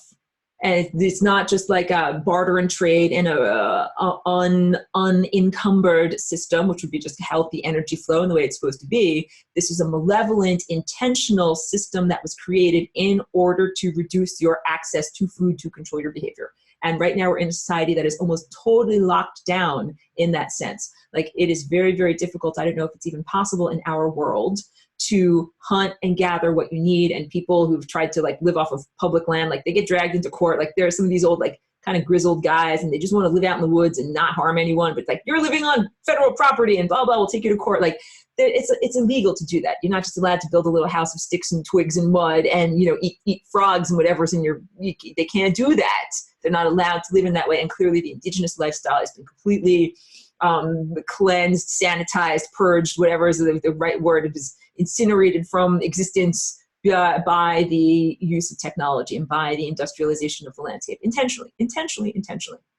So all of that is part of the domestication process. And yeah, it is necessary to supersede those levels of domestication. And the real thing is like going beyond having to eat food. And of course, like you see me drinking juice, I'm still eating food. Like we're on this journey. It's not there yet. So please be kind with me. Please be understanding with your own body. Daniela says, I've been envisioning the juncture of two paths in life as a very, very slight but irrevocable splitting of one point on a curve that becomes eternal. The point is a moment of conscious choice when we pull away and take one path instead of another. And the journey back to that origin point is maybe not impossible, but it gets more and more distant. I understand what you're talking about, until you eventually forget it and lose the ability to go back. Maybe there are always choices, but that core choice after you make it eventually becomes lost to your memory. I'm becoming so conscious of this. My choices, knowing each one has the potential to split me off irrevocably. It feels respectful, not full of dread, but deadly serious. That is so beautifully described. And I feel like what you're describing is consciously navigating the time field. So these things over here, they're a map that is like an abstraction that's different than the street view when you're actually driving along. And I feel like what you're experiencing is the street view, where you can say, here are choices to make in life, and you can make a choice and go in this direction, or you can have all these other experiences happen. And taking responsibility for those like inner diversions, inner whatever exit points, inner juncture points is a really good word for it. That is being able to see, it's multidimensional vision. And I like that you're also saying at the end that this is deadly serious. That is correct. This is a responsibility. It's like driving a car. This is maturity. This is instead of saying, space Jesus or bearded sky god take the wheel. This is like, no, I actually drive the car. That means I have to take responsibility. This is serious. I make my own choices. And what I'm experiencing in this ascension process, it feels like I keep being offered all these different choices. And I get to say, well, hey, do I really want that reality? Do I want to align myself with that? Or do I want to create a different reality? So believe me, I've been staying in integrity. I would encourage everyone to stay in integrity. Stay in integrity. Like, keep on making the choices that you know you want to make, or go in the direction that you know is right, even if a shiny trinket is dangled, or if some distraction or promise is given to you. Because I think that all the distractions and promises, they're just more of the things that are not supposed to be in the generative field being there. Yeah, so one thing that you could imagine in your generative field is like an energy that burns up or incinerates anything that enters there that is a lie, that is not supposed to be there. Burns up or incinerates anything that is untrue. And I think that would, I think, probably be very effective in creating a total freedom if everybody did that. I think that would probably take care of everything. David says, I sometimes think that one of the ways to describe the function of the FRL is that it gives us permission to collapse time-space limitations. That is fantastic. Thank you. I agree. That's a really good way of saying it. It does give you permission, because the intellect says, well, wait, this has been this way for a long time, and these are the rules of reality, and this is what's allowed, and this is what's not allowed. And even though you have this generative field that technically can do anything, we've been limited by the story, the narrative limitations that we're told about who we are and what we're allowed to do. And so this is an intellectual explanation that you can sink your teeth into of the answer to, why are things different now? Why was this stuff so crappy and limited before? Why is this expansive now? The answer is because now there is a new shape that is invented, a new dimension or a new level of experience or more behaviors that you can do that weren't available before. And that's the permission. Like, there's a reason why, there's a pathway why, there's a thing why that you can do in order to change all of this. And I would like for everyone to take that level of freedom that this gives you permission to do. You can change reality. I am telling you in this class, you can change reality. Technically, it's not me giving you permission. Like, you know, like, this is your own divinity. And I'm really clear on you. You guys got it. Yeah, it's not coming from me at all. It is something that you have as your birthright and that you are claiming. Humanity is in the process of claiming. And let me drink.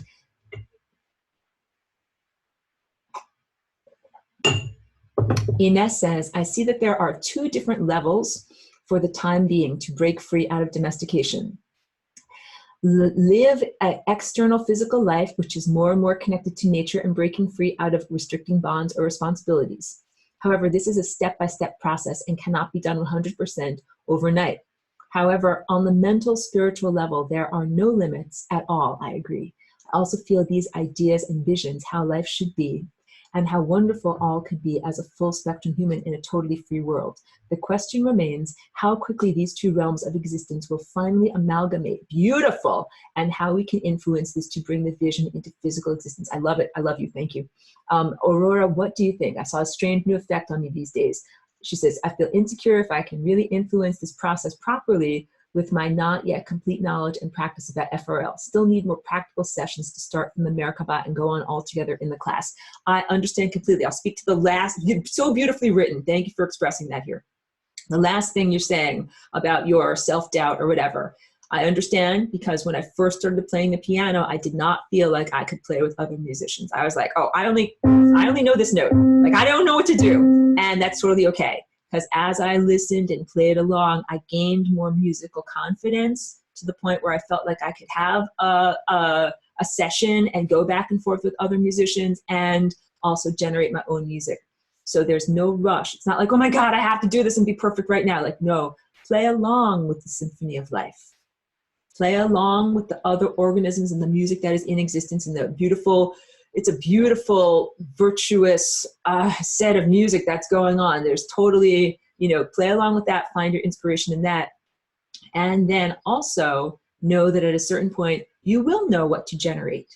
You'd be like, oh, time for me to solo. I'm going to bebop. I'm going to do my thing. Like, you will know, it will arise from within. Yeah, because you gain more musical confidence. You gain more reality creating confidence. So this beautiful point you say about like the options. I'm going to paraphrase because this is how I'm understanding it. The option of like still having a physical form. Like, let's say, okay, we kick off invaders out of the planet and we kick out all the pathogens. And then we have just like, you know, a beautiful physical form, but maybe, and beautiful plants and animals, but maybe like we still have to eat, right? Like if we haven't transformed completely into being light eaters, but at least like there's not technology, there's not crap, there's not evil and stuff like that.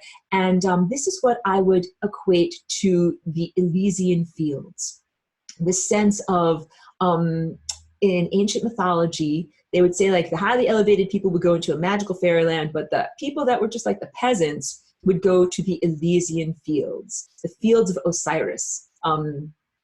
That this was a world of after death that was very similar to the physical world, but did not contain the same levels of suffering. So you still had to grow your grain to eat it, but there weren't floods and droughts. Things grew easily and beautifully. It's that type of sense of like a bucolic physical existence, but not at the level of pure, you know, visionary artistry, being able to see time directly, being able to eat light directly, not that level of empowerment and self-divinity. So that's one thing. Like I think people can probably easily imagine that. I think that's not too much of an imagination stretch. If you say, well, I can imagine, you know, just like living simply kind of like an indigenous life. You know, eating what is available and, you know, being very respectful of nature. Like, I think that could be a very beautiful existence, but we still haven't solved the issue of something has to die in order for you to be alive. You still got to eat other organisms. And then there's the even more refined path that Ines is talking about, which would be really being able to transform genetically so that you become a light eater. You have a circulatory system of light. You can bypass the need to eat other organisms, and you can generate reality in a much more direct way. And I really feel like we can go directly to that. And that is what I'm aiming for, and that's what I'm putting in my generative field, with the understanding that some people might choose a different level of experience. And I respect that. Like if you need a different experience and you still want to be in the Elysian fields, like you can do that. But I mean, it's a little bit of an ascension trap. I wouldn't want you to have them say, oh, it'll be great. It'll be like the Elysian fields. And then you go there and it's like horrible, horrible torture. Because I think that they do stuff like that. I think that they say, it'll be so great. And then you go there and it's really not so great. Because think about this. Their entire empire and all of their technology and everything, it runs on misery. When they created this economy, they intentionally created musical chairs because they don't want everyone to have everything. And if you look at this world as some kind of a holodeck or an artificial world or like a simulation or something that's not, you know, resource-based, like, well, if it's not even resource-based, like, why don't you just make enough for everybody? They don't do that. They make it non-resource-based, but then they make it hugely bloated over here and then minimally existent over here. And they want that because they want the misery. Got it? And I'm talking about billionaires over here and people who have $1 over here. Like, none of that is cool. None of that is okay.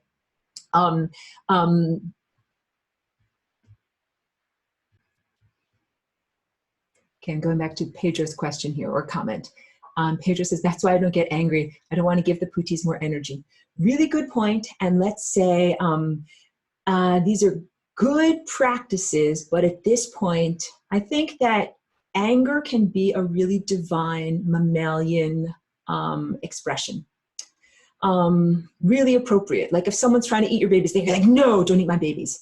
That's a mammal. You understand? Like an insect or a reptile would be like, oh yeah, just, I have 1,000 babies, eat as many as you want. Like, do you understand? Like that is a different response. And it's also part of what it is to be a mammal. Like, yeah, we protect one another and, you know, care for one another in this way. We'll get on to that. Well, I want to talk about Christ as an organism too, and loving and caring for other beings in Christ as like loving and protecting one another and being in an organism too.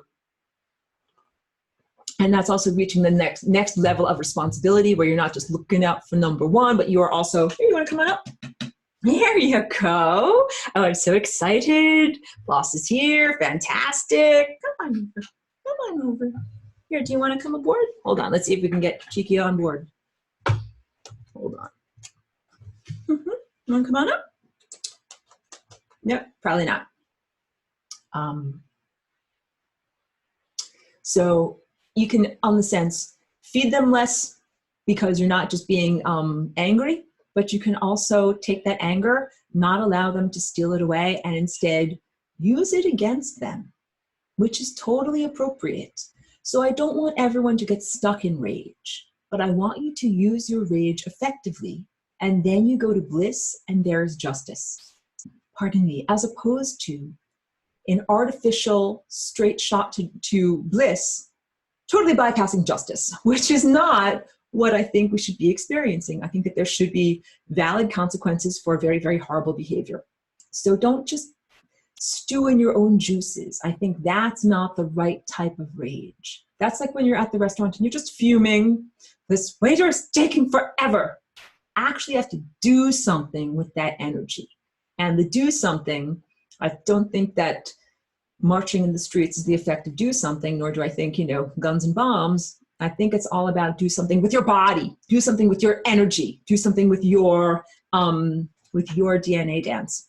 Cheeky's so perceptive that sometimes when she hears me speaking with such vigor on the video, she gets a little bit concerned, and sometimes she'll jump up, she'll be like, hey, I can tell you're getting upset. She's really with me on this journey. And at other times when I've been having a lot of these waves of energy come through, sometimes I feel very emotional. And, sometimes I have had sometimes sad tears, but sometimes happy tears. And she'll come over to me and she'll be like, what is going on? She's very, very tuned in. And I've noticed with her that there are some times when she needs extra reassurance. Sometimes the things that make her feel upset are if she hears coyotes outside or loud trucks or something like that. But sometimes recently she has just been more in need of reassurance just in general. And, I'm happy to give that to her. So I don't know what you guys are experiencing with other family members or other, pets or whatever. But I'm just seeing this is an endurance sport and something that is difficult for everyone. Oh, and also I'm noticing sometimes she needs a lot more rest than she usually did, because Cheeky's usually ready to go and then only needs a 10-minute nap and then is ready to go again. But she's been doing a lot more sleeping too. So I think that it's something that's affecting many different organisms, many different mammals or whatever. I think it's affecting all of us. Sharon, and thank you for being here. Thank you. Says, play the game of squash with the pooties. Hit them with their that racket. It's a frying pan. That is awesome. So yes, each one of you will have to determine what is your weapon of choice. If it is a frying pan, a squash racket, whatever it is. Up for years I was a custom framer, and I used to imagine I'm hitting someone in the face with a framing hammer. But these are relatively small hammers. And these are relatively large demons. I realized I really needed the surface area of the large cast iron skillet in order to be more effective. Let me read from Ines. Oh, okay, good. I will absolutely send that to you. Thank you for the reminder. I need to send you the link to if I don't write this down right now, sorry, I'm doing this on camera. Send Ines link. Woo, thank you. Okay.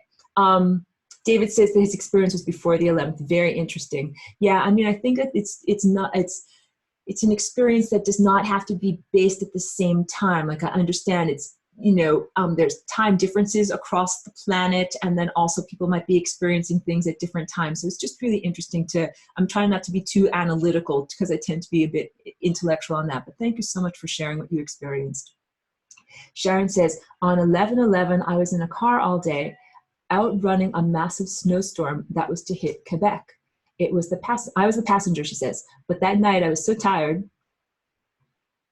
never this exhausted before, wanting to be in bed by 7 p.m. And also it was her 43rd anniversary of knowing her husband. So not romantic, but you made it home. That's good. I'm happy that you made it home safely. It sounds like quite an adventure. And maybe that's one of those not getting to have birth in a jacuzzi, but instead being on the road outrunning a snowstorm. It's not always whatever. I would like to think that the circumstances that we find ourselves in either are what we need for our learning process or something that we can transcend.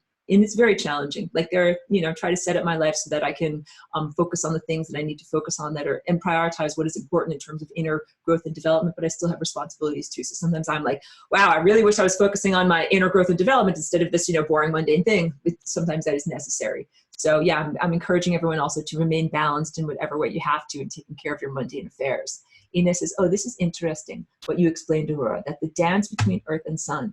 I felt this too, but I was totally not able to continue with my exercises for FRL. I got totally out of tune and I forgot all about it. It made me insecure. It did not lift me up. Oh, interesting. Okay. All right. Thank you for telling me about that. What I have found in my FRL dance, even though I did a rather wild dance today before we did our class, after that experience on Monday, I felt like, usually I feel like I'm the generator, like get like the little flea jumping up and down, getting stuff going. After that, I felt very much like I didn't have to do as much jumping up and down. I felt very much more like I could do some more subtle working with the symphony and not having to do so much bashing in order to get the momentum going. I feel like the momentum is here and the momentum is going. And so that's, good confirmation. For anybody who's intellect, if your intellect is telling you, nothing's happening, nothing's going on, nothing's ever gonna change, this is stupid, I encourage you to go with your feelings. And the feelings that are real to me are the feelings that I feel in those elevated states. So again, I'm balancing between mundane responsibilities and, doing all the things that we do to keep our bodies healthy, but also recognizing that the best thing that I can do is to make these inner changes and to do them in an accelerated way. Like in your generative field, I ask that you imagine and create with your expectation that this can happen fast, this can happen suddenly, that this doesn't, like the jump of an electron. All of a sudden, boop, it jumps out of here, and boop, it jumps into here. That level of suddenness, but not in a destructive way. I think here's a good way of putting it. Many people can imagine their own death, even to a point of unhealthfulness. Like you can imagine, oh yeah, I washed my dishes, or I didn't wash my dishes after breakfast this morning, and then I went out and got hit by a truck. Like you can imagine that. That's easy for you to imagine.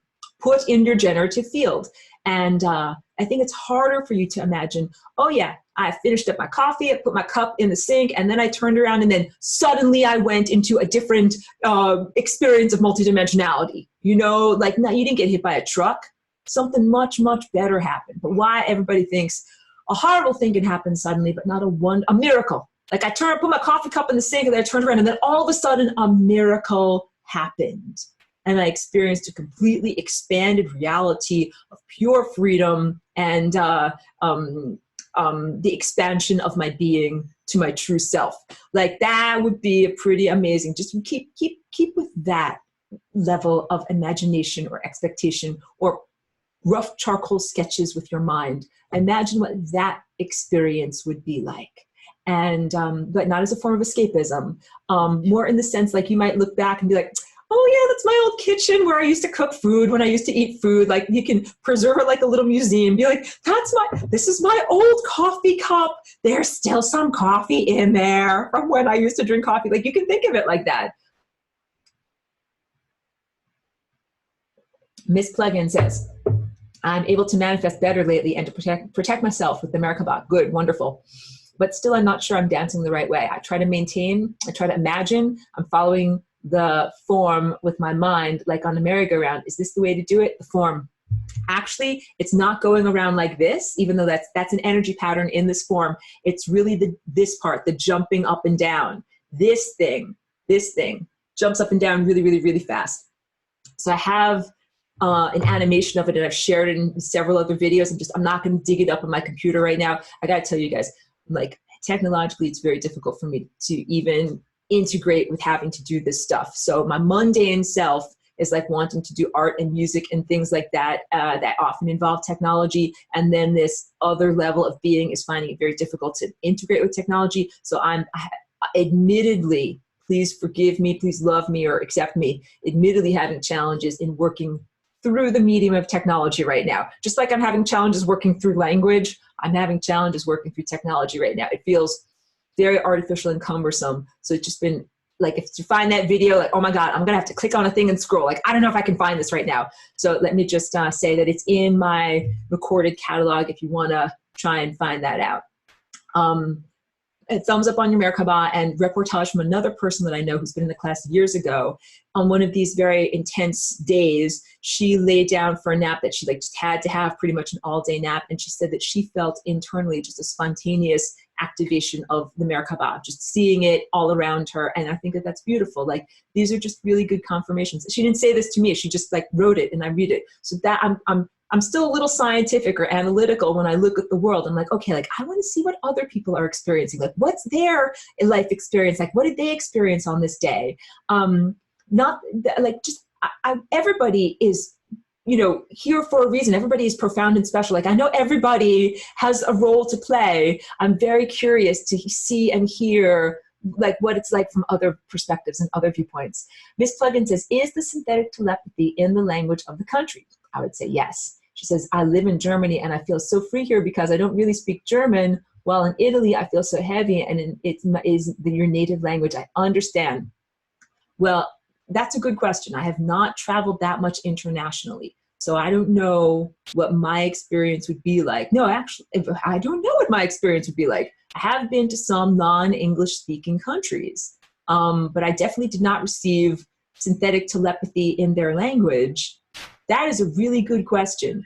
I don't have an answer for that. I'll tell you my experience of synthetic telepathy is that these are words that come in English, and they usually feel like preset phrases or simple phrases like lipstick or something like that. And if you try to have a conversation with it, it always breaks down. It does not pass the Turing test.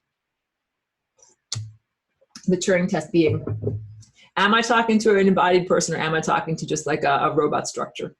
So at a certain point, I go back and forth and I'm like, oh no, this is definitely not a thing to actually talk with. So again, I think that this is just more crapola put into the generative field that I am asked to personify as an actual being, but is not an actual being. And someone might say, but Aurora, is that not in conflict with your presentation of the membrane of death being filled with the peanut gallery and all these different things? I think it's very much part of it. I think the membrane of death is a part of my own body that is not supposed to have supernatural residues on it, but that does, and that they try to hijack my own generative field and pretend that they are the divine when I am actually the divine. And you guys know in this class that I'm holding the door open, that you also understand that you are the divine, own generative field, all of that. Don't want to have to even like be so defensive on that level. Ines says, has anybody seen the clairvoyants Amelie Van Tass and Tommy Ten? I don't know them. They may have shown recently how mind control works. They started a show here by sending a picture of a card to all visitors. 100% received this, but only 10% have chosen to reject this proposal and have chosen at their own individual picture solution consciously. We have to be very much alert and attentive always. Really good point. So I don't know about this, maybe it's a TV show or something, but it sounds like something that they did. That is totally the agenda of the technology using space races. They want to blind your natural telepathy and then offer you, like there's a telephone, they offer you a telephone or an artificial telepathy and say, this is even better than the regular, than what you got naturally, because of course they've been smashing down your regular telepathy so you can't even use it. That's not the way it's supposed to be at all. So yeah, from the brief glimpses that I had of what life is like when the mind control stuff is turned off, I am absolutely affirmed, like it just confirms everything that I have known, that you will not want to use a phone. You will think it's the stupidest thing in the world to call someone on the phone. You'll be totally uninterested with a computer, totally uninterested with the cumbersomeness of having to write something out, even with language will seem incredibly slow and cumbersome. It's a good thing. You want this level to happen. It's birth. It's going beyond your amniotic sac and your umbilical cord. Like, you don't want to have to use the phone and talk on the phone with language anymore in order to communicate with people, but you still communicate. You communicate in a different and better way. So yeah, definitely yellow caution flags on any of the synthetic telepathy. Sharon says, my FRL involves drumming and singing an impromptu song. I love it. Fantastic. Beautiful. Just before I go to the next one, there's a lovely person who's in the class, but she doesn't log in that much, named Karine. And years ago, she used to tell me that she mostly like sits, like, you know, she sits in meditative pose in order to do her flying rainbow lasagna. She doesn't do a big dance. And I understand that feeling now, like after that experience with the earth and the sun kind of like moving through me so much, I feel more like I can sit or just be in my own body and still feel this, a lot of lasagna energy shifting and moving through me in all these different patterns. So I understand that there's different ways to approach this dance, and I've been very hyperkinetic about it. And I think there are many different valid approaches. Danielle says, thank you, Eleanor. We need to keep our hearts warm and pumping, even when we are being lovingly headlocked, which is happening to me right now. Thanks to my kid. So that's so funny. Like before class, we were joking around and everything. And Daniela's little kid was here. I was saying, oh yeah, you know, I learned to do this and I learned to do this. And my dad teaches me how to put things in headlocks. I'm like, that's good. Not that I want her to do that to you. But like, yeah, you got to learn how to fight back. And that is an important thing. Again, I'm not a proponent of Molotov cocktails, but I'm definitely a proponent of psychically fighting back. That's what Flying Rainbow Lasagna is. That's what my presence here is. That's what I want everyone on this planet who's a natural embodied human to do. I reached out to little newborn infant babies a couple of days ago, or a million years ago, you know, this past week. And I said, like, this is what's going on this planet. Because a friend of mine, a distant in Australia, she just has like a baby. It's like a couple of days old. Like, it's so beautiful to see. So I'm like, oh, maybe I can telepathically connect with her baby that's just been born. And I'm talking to this little kid and I'm like, well, you know, welcome to the world and this is what's going on out here. And that baby's like, oh, we got to dance. We got to dance. And talk to all the other babies like, babies, get on board. We got to dance, because they don't want to grow up in a crappy world of money. They don't want to grow up. So think about what it's like when you come here as a child, as a baby. You know, if you come to a good family or whatever, you're given everything that you need. You are given your food and your clothing and cared for and loved and protected as part of being a mammal. And it's also part of being sustained. Like when I say you come here with your birthday suit, but you don't come here with like a giant trunk full of food that you're going to eat. Like other people here have to give that to you. And we accept that as a part of like appropriate nourishment. When we are in Christ, not a religious thing, I'm going to stop defending myself. When we are in Christ, in this connected, telepathic, larger metabolic organism together, we recognize the same type of thing. It's the same type of thing where we're supposed to feed and nourish and protect one another because we recognize that we're parts of the same organism. So that's a big thing. That's in moving out of the mundane and limited viewpoint and moving to the supramundane viewpoint, recognizing and taking responsibility for the connection that we have to each other energetically now and across time. So across time, we're talking about a tenuos and your attention and levels of that type of nourishment. But when we're talking about here, we're talking about, you know, it could be something like a physical nourishment, it could be a physical food, it could be a physical resource, or something that is actually here. Like we are supposed to be giving to one another, and the love tone is equal giving and receiving. So that's the big thing. It's not appropriate for one being to always emit. Like we look at the sun, it's always emitting to us. We're supposed to receive, but we're supposed to send back. And same thing, you know, with anything. Like if a person is an artist or a musician, if they send something out, someone's playing their guitar on the street and they got their hat out, there's like, you're supposed to be like, that's really, really good music. And you're supposed to put something in the hat. Like you're supposed to give back. That is the love tone. So not to bring anything down, but I had another experience with a person who I'm connected to just tangentially online, where I had posted, I have a new thing that's coming up, that's conversations with the walk-in. Like I'll save this towards the end of what's coming up, you know, after this completion of this day, like of this semester or whatever.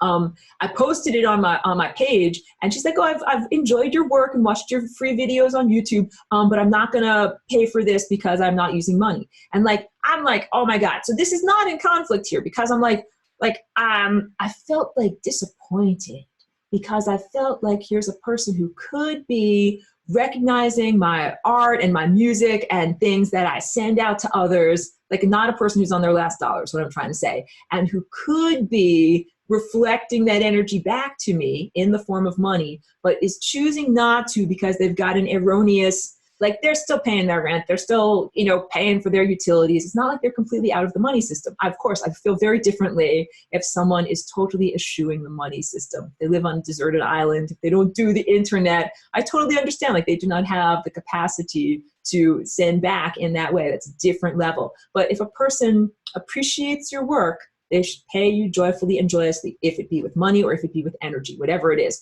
So like my friends in Kentucky, they have they're making these mugs. They got like a nice thing going over there. And I'm like, I love your mugs and I'd like to get one, like buy one to support your business that you got going on. And they're so lovely. They wanted to just send it to me as a gift because this is like this, you know, this nice thing that is here. They're like, we want to just send it to you. And I'm like, yeah, I want to receive it graciously, but also like, I want your guys' business to thrive. Like, let me send you a payment for it. Like, that's the way it should be. Because literally, I don't know where my mug is. It's in the sink. I just finished drinking it. They painted it with rainbow colors. They made it beautiful. Like, they made a mug for me. And it's my favorite mug. And like, I want to say that I appreciate them by doing that. So the way you do that in this world, you send them some money. But in a different world, you would send them a different form of energy. That's what I would like all of us to practice. All of us that are building this network of Christ, that is true Christ. It means that if someone, like, you pay someone joyfully and joyously, thank you for giving me this thing. I pay you joyfully and joyously, whatever I pay you with, or support you with, or give back to you with. Think about your heart and your body. Your heart is like, I pump blood for you. I joyously send out blood for you. And the rest of the body is like, woohoo, this blood is great. But you know something, you also got to support the heart. Like you got to, because if you don't, you have a heart attack and you die, or your brain or your liver, any of these things. These are major organs you got to support. So that's what it is like. It's not acceptable to just be an audience member in this experience, in this life experience. You're God. You've got a generative field. You're creating things. You're making things happen. You're Christ. You're the judge that backs these things up against the wall and says, you're wrong. Like, you know, you did something bad and I'm going to rage against you. I'm using loose language here. But you're this thing. This is not something external. And then the taking responsibility and the maturity is recognizing that that happens like in a network. Like your body happens in a network. You don't have just a one-celled organism sitting over here. You have trillions of cells that take care of each other. That's what this Christ network is supposed to be. Trillions of cells that take care of each other, or however many cells are here. But it doesn't necessarily mean through money. Like I want to break free of that paradigm where you think we're going to build an ecotopia, we're going to barter, I'll give you honey, I'll give you cannabis, we'll share and we'll barter, or something like that. Not like that, even though that's beautiful. That's like the Elysian fields. But I'm telling you guys, you get one little blip and you will say like, screw that, that's not so great. Because before my experience in October, I would have accepted that. I would have been like, yes, like we will get rid of money and move into a peaceful barter society. I have plenty of high CBD cannabis that I will barter with people at the farmer's market. I'm totally ready for this. And then after I had that experience, I said, those were the desires of the baby, the amniotic fluid. I wanted to get my umbilical cord, you know, continue to feed me. Like now I have a different set of desires because I just have a little sense of what the expanded reality is supposed to be. So in expanded reality, you know what happens? We still feed and care for one another. That's what we're supposed to do. It's community, it's family, even though I know that those words, people have challenged like even accepting those words because things are so challenging here. Like not everybody's family is good to them, not everybody's community is good to them. This is the epitome, it's the ideal of what family and community are supposed to be. And that's how we're supposed to be talking to each other.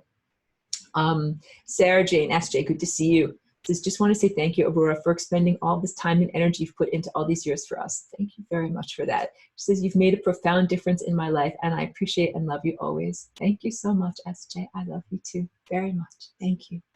Yeah, this is part of that. Like, it feels a little bittersweet because I do feel like we've been on such a big journey together and I very much appreciate you being with me and listening and learning so beautifully in the class. Really, thank you very much.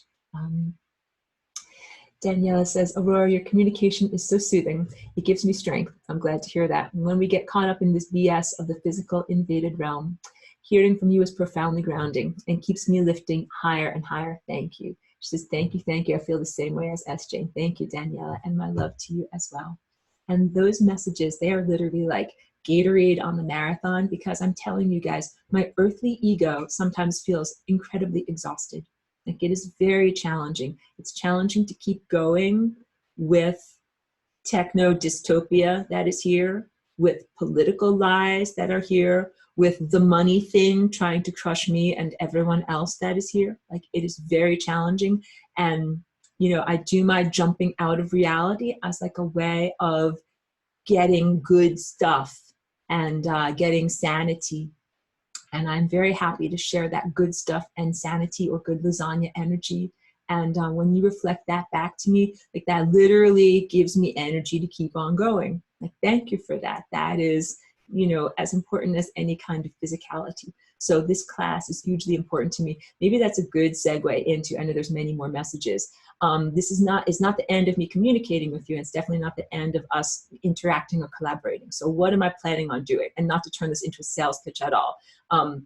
What I am doing, so one of the things I did was recorded with Ellie in this class, conversations with the walk-in, that is questions that she was wondering about, and that I haven't specifically spoken about here. So I speak a lot about what my collective is like, and what's my role in that collective, and like I'm a living starship, what these things are like. That's what I'm describing when I talk about being together on this telepathic level in Christ, that it is about being an organism that is together. And I talk a lot about that type of stuff. And there's other questions too we get into in other episodes about cosmic law. So what I'm going to do is, I've made that available. Hopefully the technological snags are all worked out, because that was a big hurdle to jump over to get the videos uploaded and make it function properly. For people that are hungry for content, if I'm not doing more classes like this, I have those conversations that are available. But what I am planning on doing is moving most of my energy and sharing of creative ideas and things to my Patreon, where I'm still going to do, like, let's say once a month, something where we gather like this in a video conference live. So we will still meet and connect, but have a different level of expression, like not just me sitting here talking. So what I really want to do is use all of my musical equipment in order to create these different, like, you know, musical backgrounds and layered soundscapes. And there might also be some recorded spoken word that's a part of that, but really create, and also using visuals too, like using animations and imagery, and to create, some of them will be recorded, like that you can watch over and over. Like Spaceflight is a good example of that.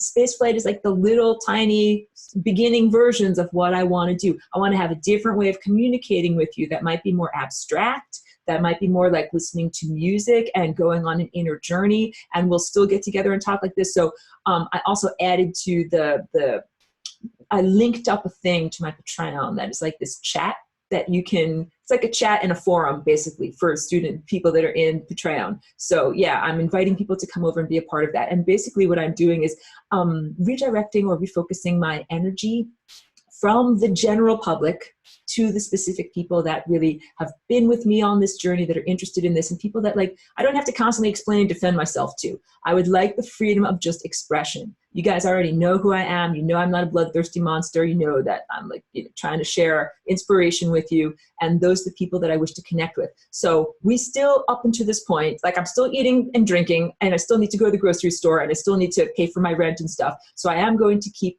this, like, you know, for a money payment.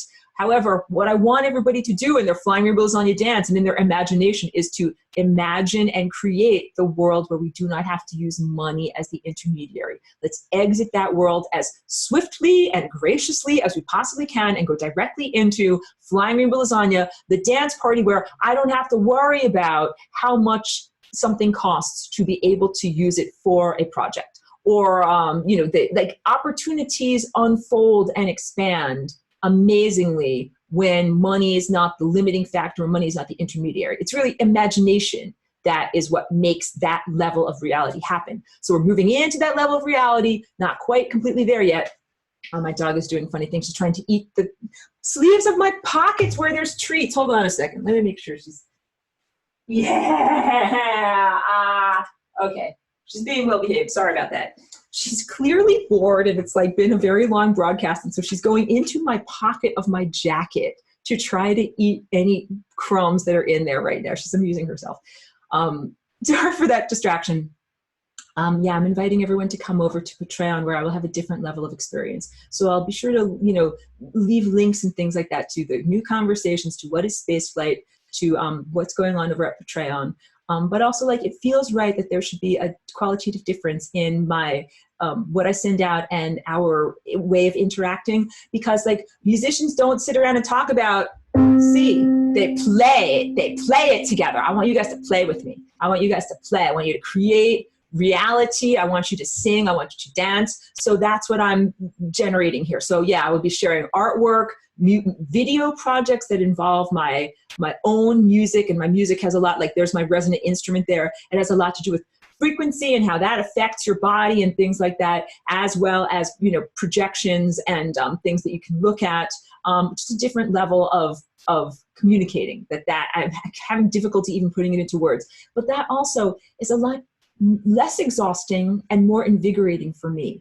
At one of our earlier classes, Pedro saw my painting, and he's like, oh, are we going to do painting for class today? I was like, that would be the easiest class in the world for me. So maybe I will also do some, like, live painting sessions, where the way that we communicate is, while I'm painting and you maybe can see me and see my painting, and we'll be talking and sharing ideas while I do that, because I'm really finding that these activities are like the most nourishing to me, and that's what I want to share with you. So we will continue to connect effectively and communicate, just in a different format. And I think that this is also a good analogy to, like, what we're coming out of, this mundane realm, and moving into a super mundane realm. Birth is not death. Ascension is not death. It is transformation, moving in a different way, actually in a much more expansive way. So you're not going to leave behind things like, I miss my old things. I miss this. I miss this. You actually have something even better, even cooler. So I would like for everyone who's been a part of this class, and wonderful people that have been on this journey with me, to understand that, like,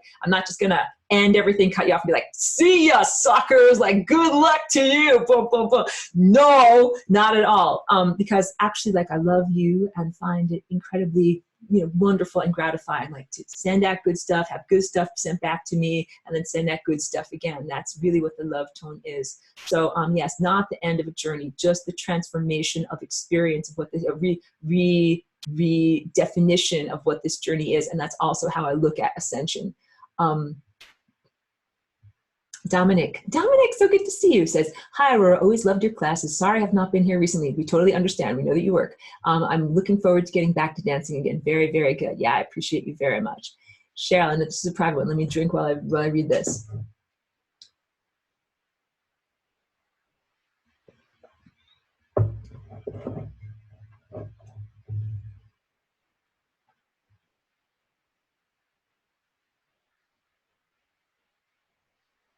That's a beautiful question. And my answer is that I do very much feel like telepathically the other students that are in this class, but I will tell you that my eyesight, my inner eyesight, is not that sharp yet, that I'm still working in generalities. So when I do telepathic class, or when people are doing very focused work on this class, sometimes I can feel them individually, but I'm squinting and trying to see. It's like very difficult for me. So I have not really felt that individual telepathic connection.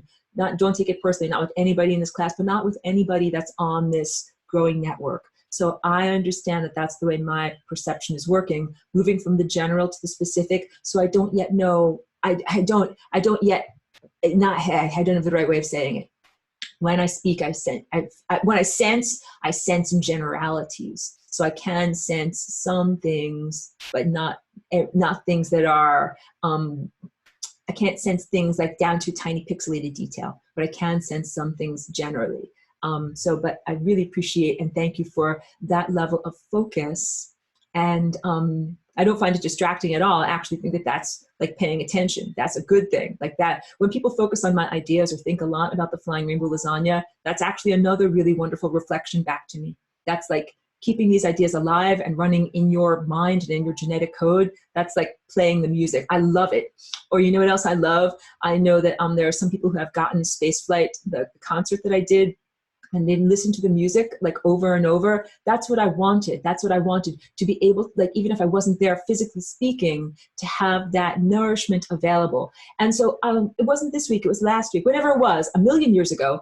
I laboriously finally got the recording done. I had done a voice recording with some chimes, and I just sent it out to portray on. I couldn't even deal with, like, how do I monetize this? Because all these things, guys, you got to understand, like, to get your stuff on the Spotify, on the this, on the that, you got to pay a fee. You got to figure it out. You got to pay them in order for you to get paid. I couldn't even deal with that level of commodification. All I wanted to do was send out some lasagna energy to you guys to get fed. And so that was what I did. And I would like to just be able to keep going in that vein. Like, you know, in transition, ideally, as we're transitioning to having no money, what I would like to do is to be able to just be free to make the creative expressions I would like to make, knowing that the money is flowing to me without having to say, I'm specifically saying that this is this, and you have to pay me this and for this, and blah, blah, and we give you some of this. Like, that would be wonderful on Patreon if I simply knew that I had, grouping of people who were interested in my creative output, and that I could, that I'll make something good, and that I have that sense of, like not, when you're giving birth, like not being desperate, but like being relaxed, being able to emit and create things in a relaxed way. And I think also, like, to create a good quality of things that are not rushed or forced or half-baked in any way, to just basically to allow things to flow artistically. Let's speak in the positive. I would wish in my greatest life, in the mundane world, to be able to allow my creative artistry to flow artistically while having the resources flow back to me, so that I don't have to think like, oh my God, am I going to be okay with my rent? Am I going to be okay with everything? But of course I would like be more abundant than merely, having my rent together. But that's like the levels of mundanity. What I would really like is total artistic freedom. But, that would mean like breaking through all of these barriers and being able to have access to any material that I want. That's, a much, much greater dream. That's the supra-conscious dream. But whatever level of reality I am in, I will be making art and music. So the real abstraction, the real me, is total abstraction. I'm all art and music. I'm very little face and hair, but here I'm face and hair, so then that's why I have this body, so that I can share that with people. And I think maybe it's easier to focus on a face because of the anthropomorphic structure. Maybe it's important to have a body here. Pedro says, love the lasagna. Are you going to keep meeting up here once a week to chat instead of the classes? So no, what I will do as I move things over to Patreon, some things will be recorded conversations. So there's 5 conversations with the walk-in that are already recorded. And then I leave the door open to do more. If people in this class especially have specific wonderments where you're like, Aurora, I've always wanted to know about blah, blah, blah, or can you tell me about blah, blah, blah, that you never cover in class? I'm happy to do that. And I can make that like part of the, series. I can make it episodic. Another thing I can do on my Vimeo is I can do a subscription where you pay a certain amount like per month. And then however many videos I release per month, you have access to, and it's like your favorite TV show. Like, you get, okay, I'll get whatever, 4 episodes this month, or however many I agree to record per month. That's another format that I might do. Again, like in this presentation here, I'm not trying to like sell. You guys know me at this point. I am trying to figure out some way to do like a good integration where I'm living in integrity and, still here in this mundane world that every day I dance to change and transform.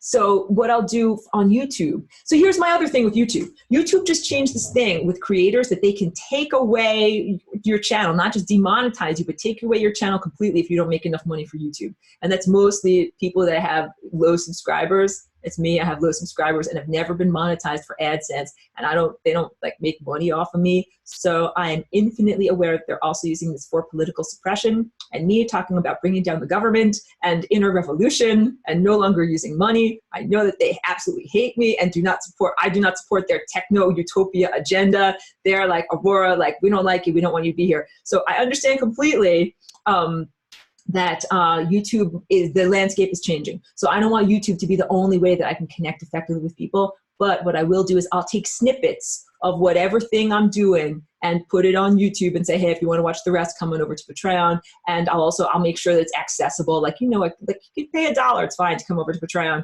But you know what else? I'll leave up all the stuff that I've got on YouTube for as long as they let it be there. Let the lasagna fly on YouTube so that people can find it and find the previous semesters. Like, I'll try to keep everything as accessible as possible. Dominic says, how about a Christmas dance party? I like that idea.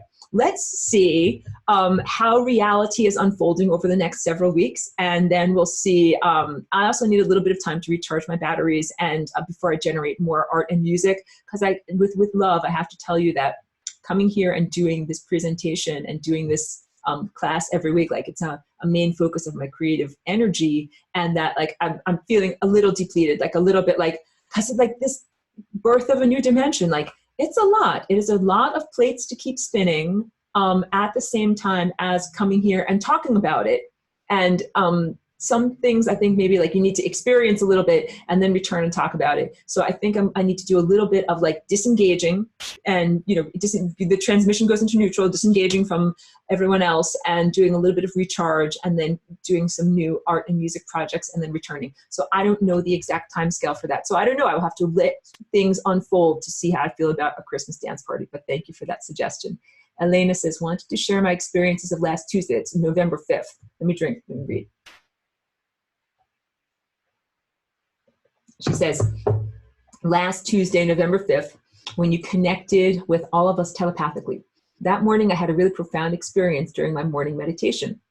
I felt moved to tone, sing, and hold the notes while envisioning and embodying what I want to create. Beautiful, fantastic. It was very unusual because first, I rarely tone, and secondly, my normal 20-minute practice lasted for more than an hour. It was timeless, and I felt connected to everything, and that I was tapping into, and at the same time creating a new reality. It changed me and my reality in ways that I can't explain. I've been toning every morning since then. Thanks so much to you, Aurora, and to all of us creating this beautiful new way to be. Elena, that's so beautiful. Thank you for sharing that with me. Like, I'm incredibly happy and gratified. That's wonderful confirmation. That's, again, like makes me feel like re-energized, revivified, continue to run the marathon. We're really doing something. Again, food for the intellect. For anything or anyone that might have self-doubt or skepticism, we are really doing something. So when I vacillate, I keep on honing in on that feeling that I have. And it's a very peaceful and certain feeling. It is not the feeling of like, oh my God, what's going to happen? Is it this? Is it this? Is this? Is this? It is a peaceful certainty. And I keep on tuning into that. That is, like I tell you, like the baby coming through the birth canal, you got to know that you're going to get born. Can't go into the feelings of, oh my God, maybe it's not going to work. Oh my God, what are we going to do? Maybe nothing will change. Things are changing. Everything is changing. And we're going into something better. The cautionary tale that I was giving you guys earlier, I think I might have broken off before I finished, is the impeachment thing and everything like that. That's the version of reality where the baby is like, maybe nothing's going to change. And the baby's being born and it thinks maybe nothing's going to change. That's actually the worst reality. The worst reality is not death, like the sudden cessation of everything that is. The worst reality is just a continuation of the status quo. Like, you still got a corrupt government, you're still eating food, you're still pooping it out, the food is not very good, babies are born with brain cancer, like, and it doesn't get better, it gets worse. With 5G and all the techno dystopia stuff, it does not get better, and it's a lie. They tell you, we're the benevolent space aliens and we're going to give you healing technology. It's a lie. So all the things that the benevolent space aliens want to give you, they want to give you healing technology and 0-point energy. Those are actually both intermediaries to things that you already contain with your own body. You don't need an intermediary to do profound healings on your own body. You just need more light, more money to work with, okay? And same thing with, oh my goodness, I'm sorry if I'm losing my train of thought. It's been so much to be here and be talking. Thank you for understanding. Wait, let me drink. Drinking juice. It might return, we'll see. Miss Plugin, here is, oh, this is from Michelle. She says, addressing this plugin. Here's the link to the video of Aurora explaining the FRL dance steps in detail and also demonstrating how she actually does the FRL dance. Cheryl, thank you so much for being the administrator and being able to administrate and get her that video. That is beautiful. I will tell you, maybe we were having an individuation in the organism here, where some people are like administrators and they can think and get this thing and scroll down and get it. In the cell individuation that is happening here, I'm finding it very difficult to use those levels of my intellect, even my eyesight. It is very challenging, getting to be challenging for me to be able to look on the screen and do these things. Waxy says, definitely down for Christmas dance party. Got it.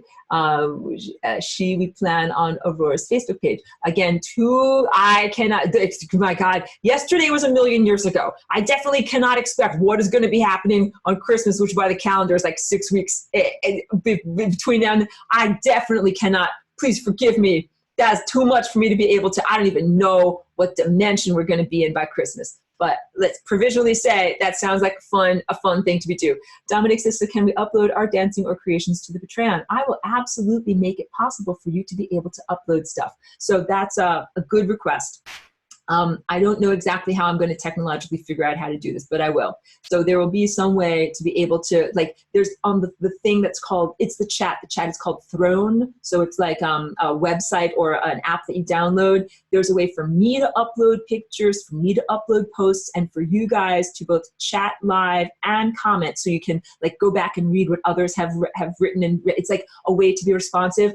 I literally just uploaded it last night, and I'm having challenges with integrating technology. So I was like trying to read all about it, and like very difficult for me to focus my eyes and stay on it. So I'm going to figure it out. Give me a little bit of time and I'll get back to you. But there should be some way. It should be very back and forth and participatory and not just words on a screen. So I'm figuring that out.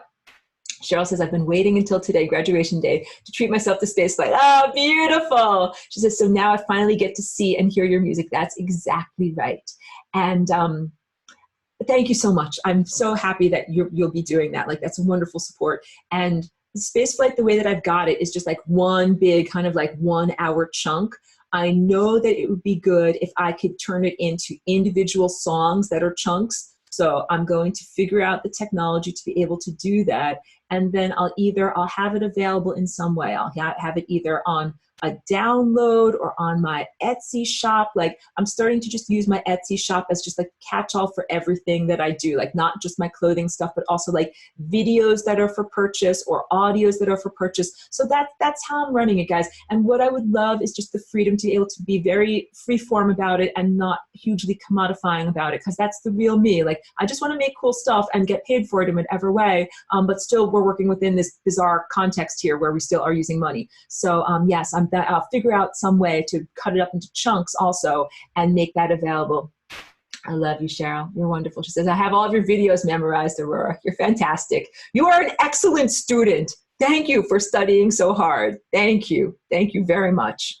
Pedro says, if an Xmas party is too far away, let's have an end of class party. We could certainly do that. Eleanor says, joining our FRL dances in real time today was amazing. Thank you, Aurora. Thank you, everyone. It would be great to do it again. Yeah, well, I like that idea. You know what?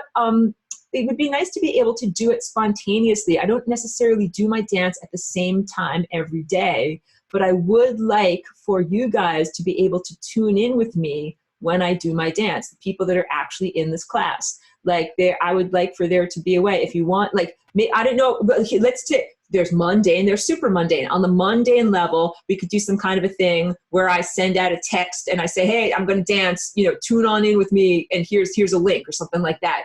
Or we could just say, hey, I'm going to telepathically send out that I'm going to do the dance and you can dance with me. So we can figure that out, because again, it's very like we're in the birth canal. Like, I'm halfway here, I'm halfway there. I'm not even sure where I am. Thank you very much for the other link, Cheryl. You're fantastic. She's got them all set. She's good. Hold on a sec. Let me check. I have extensive notes. As we're turning into a new dimension, I have extensive notes that I wanted to make sure that I got all these different things. The big one that I had written down was, once you realize that you are God and you contain the generative field, they cannot control you. That, I think, is the big emphasis and takeaway for me and for everyone that is here. That's it. That is the big everything.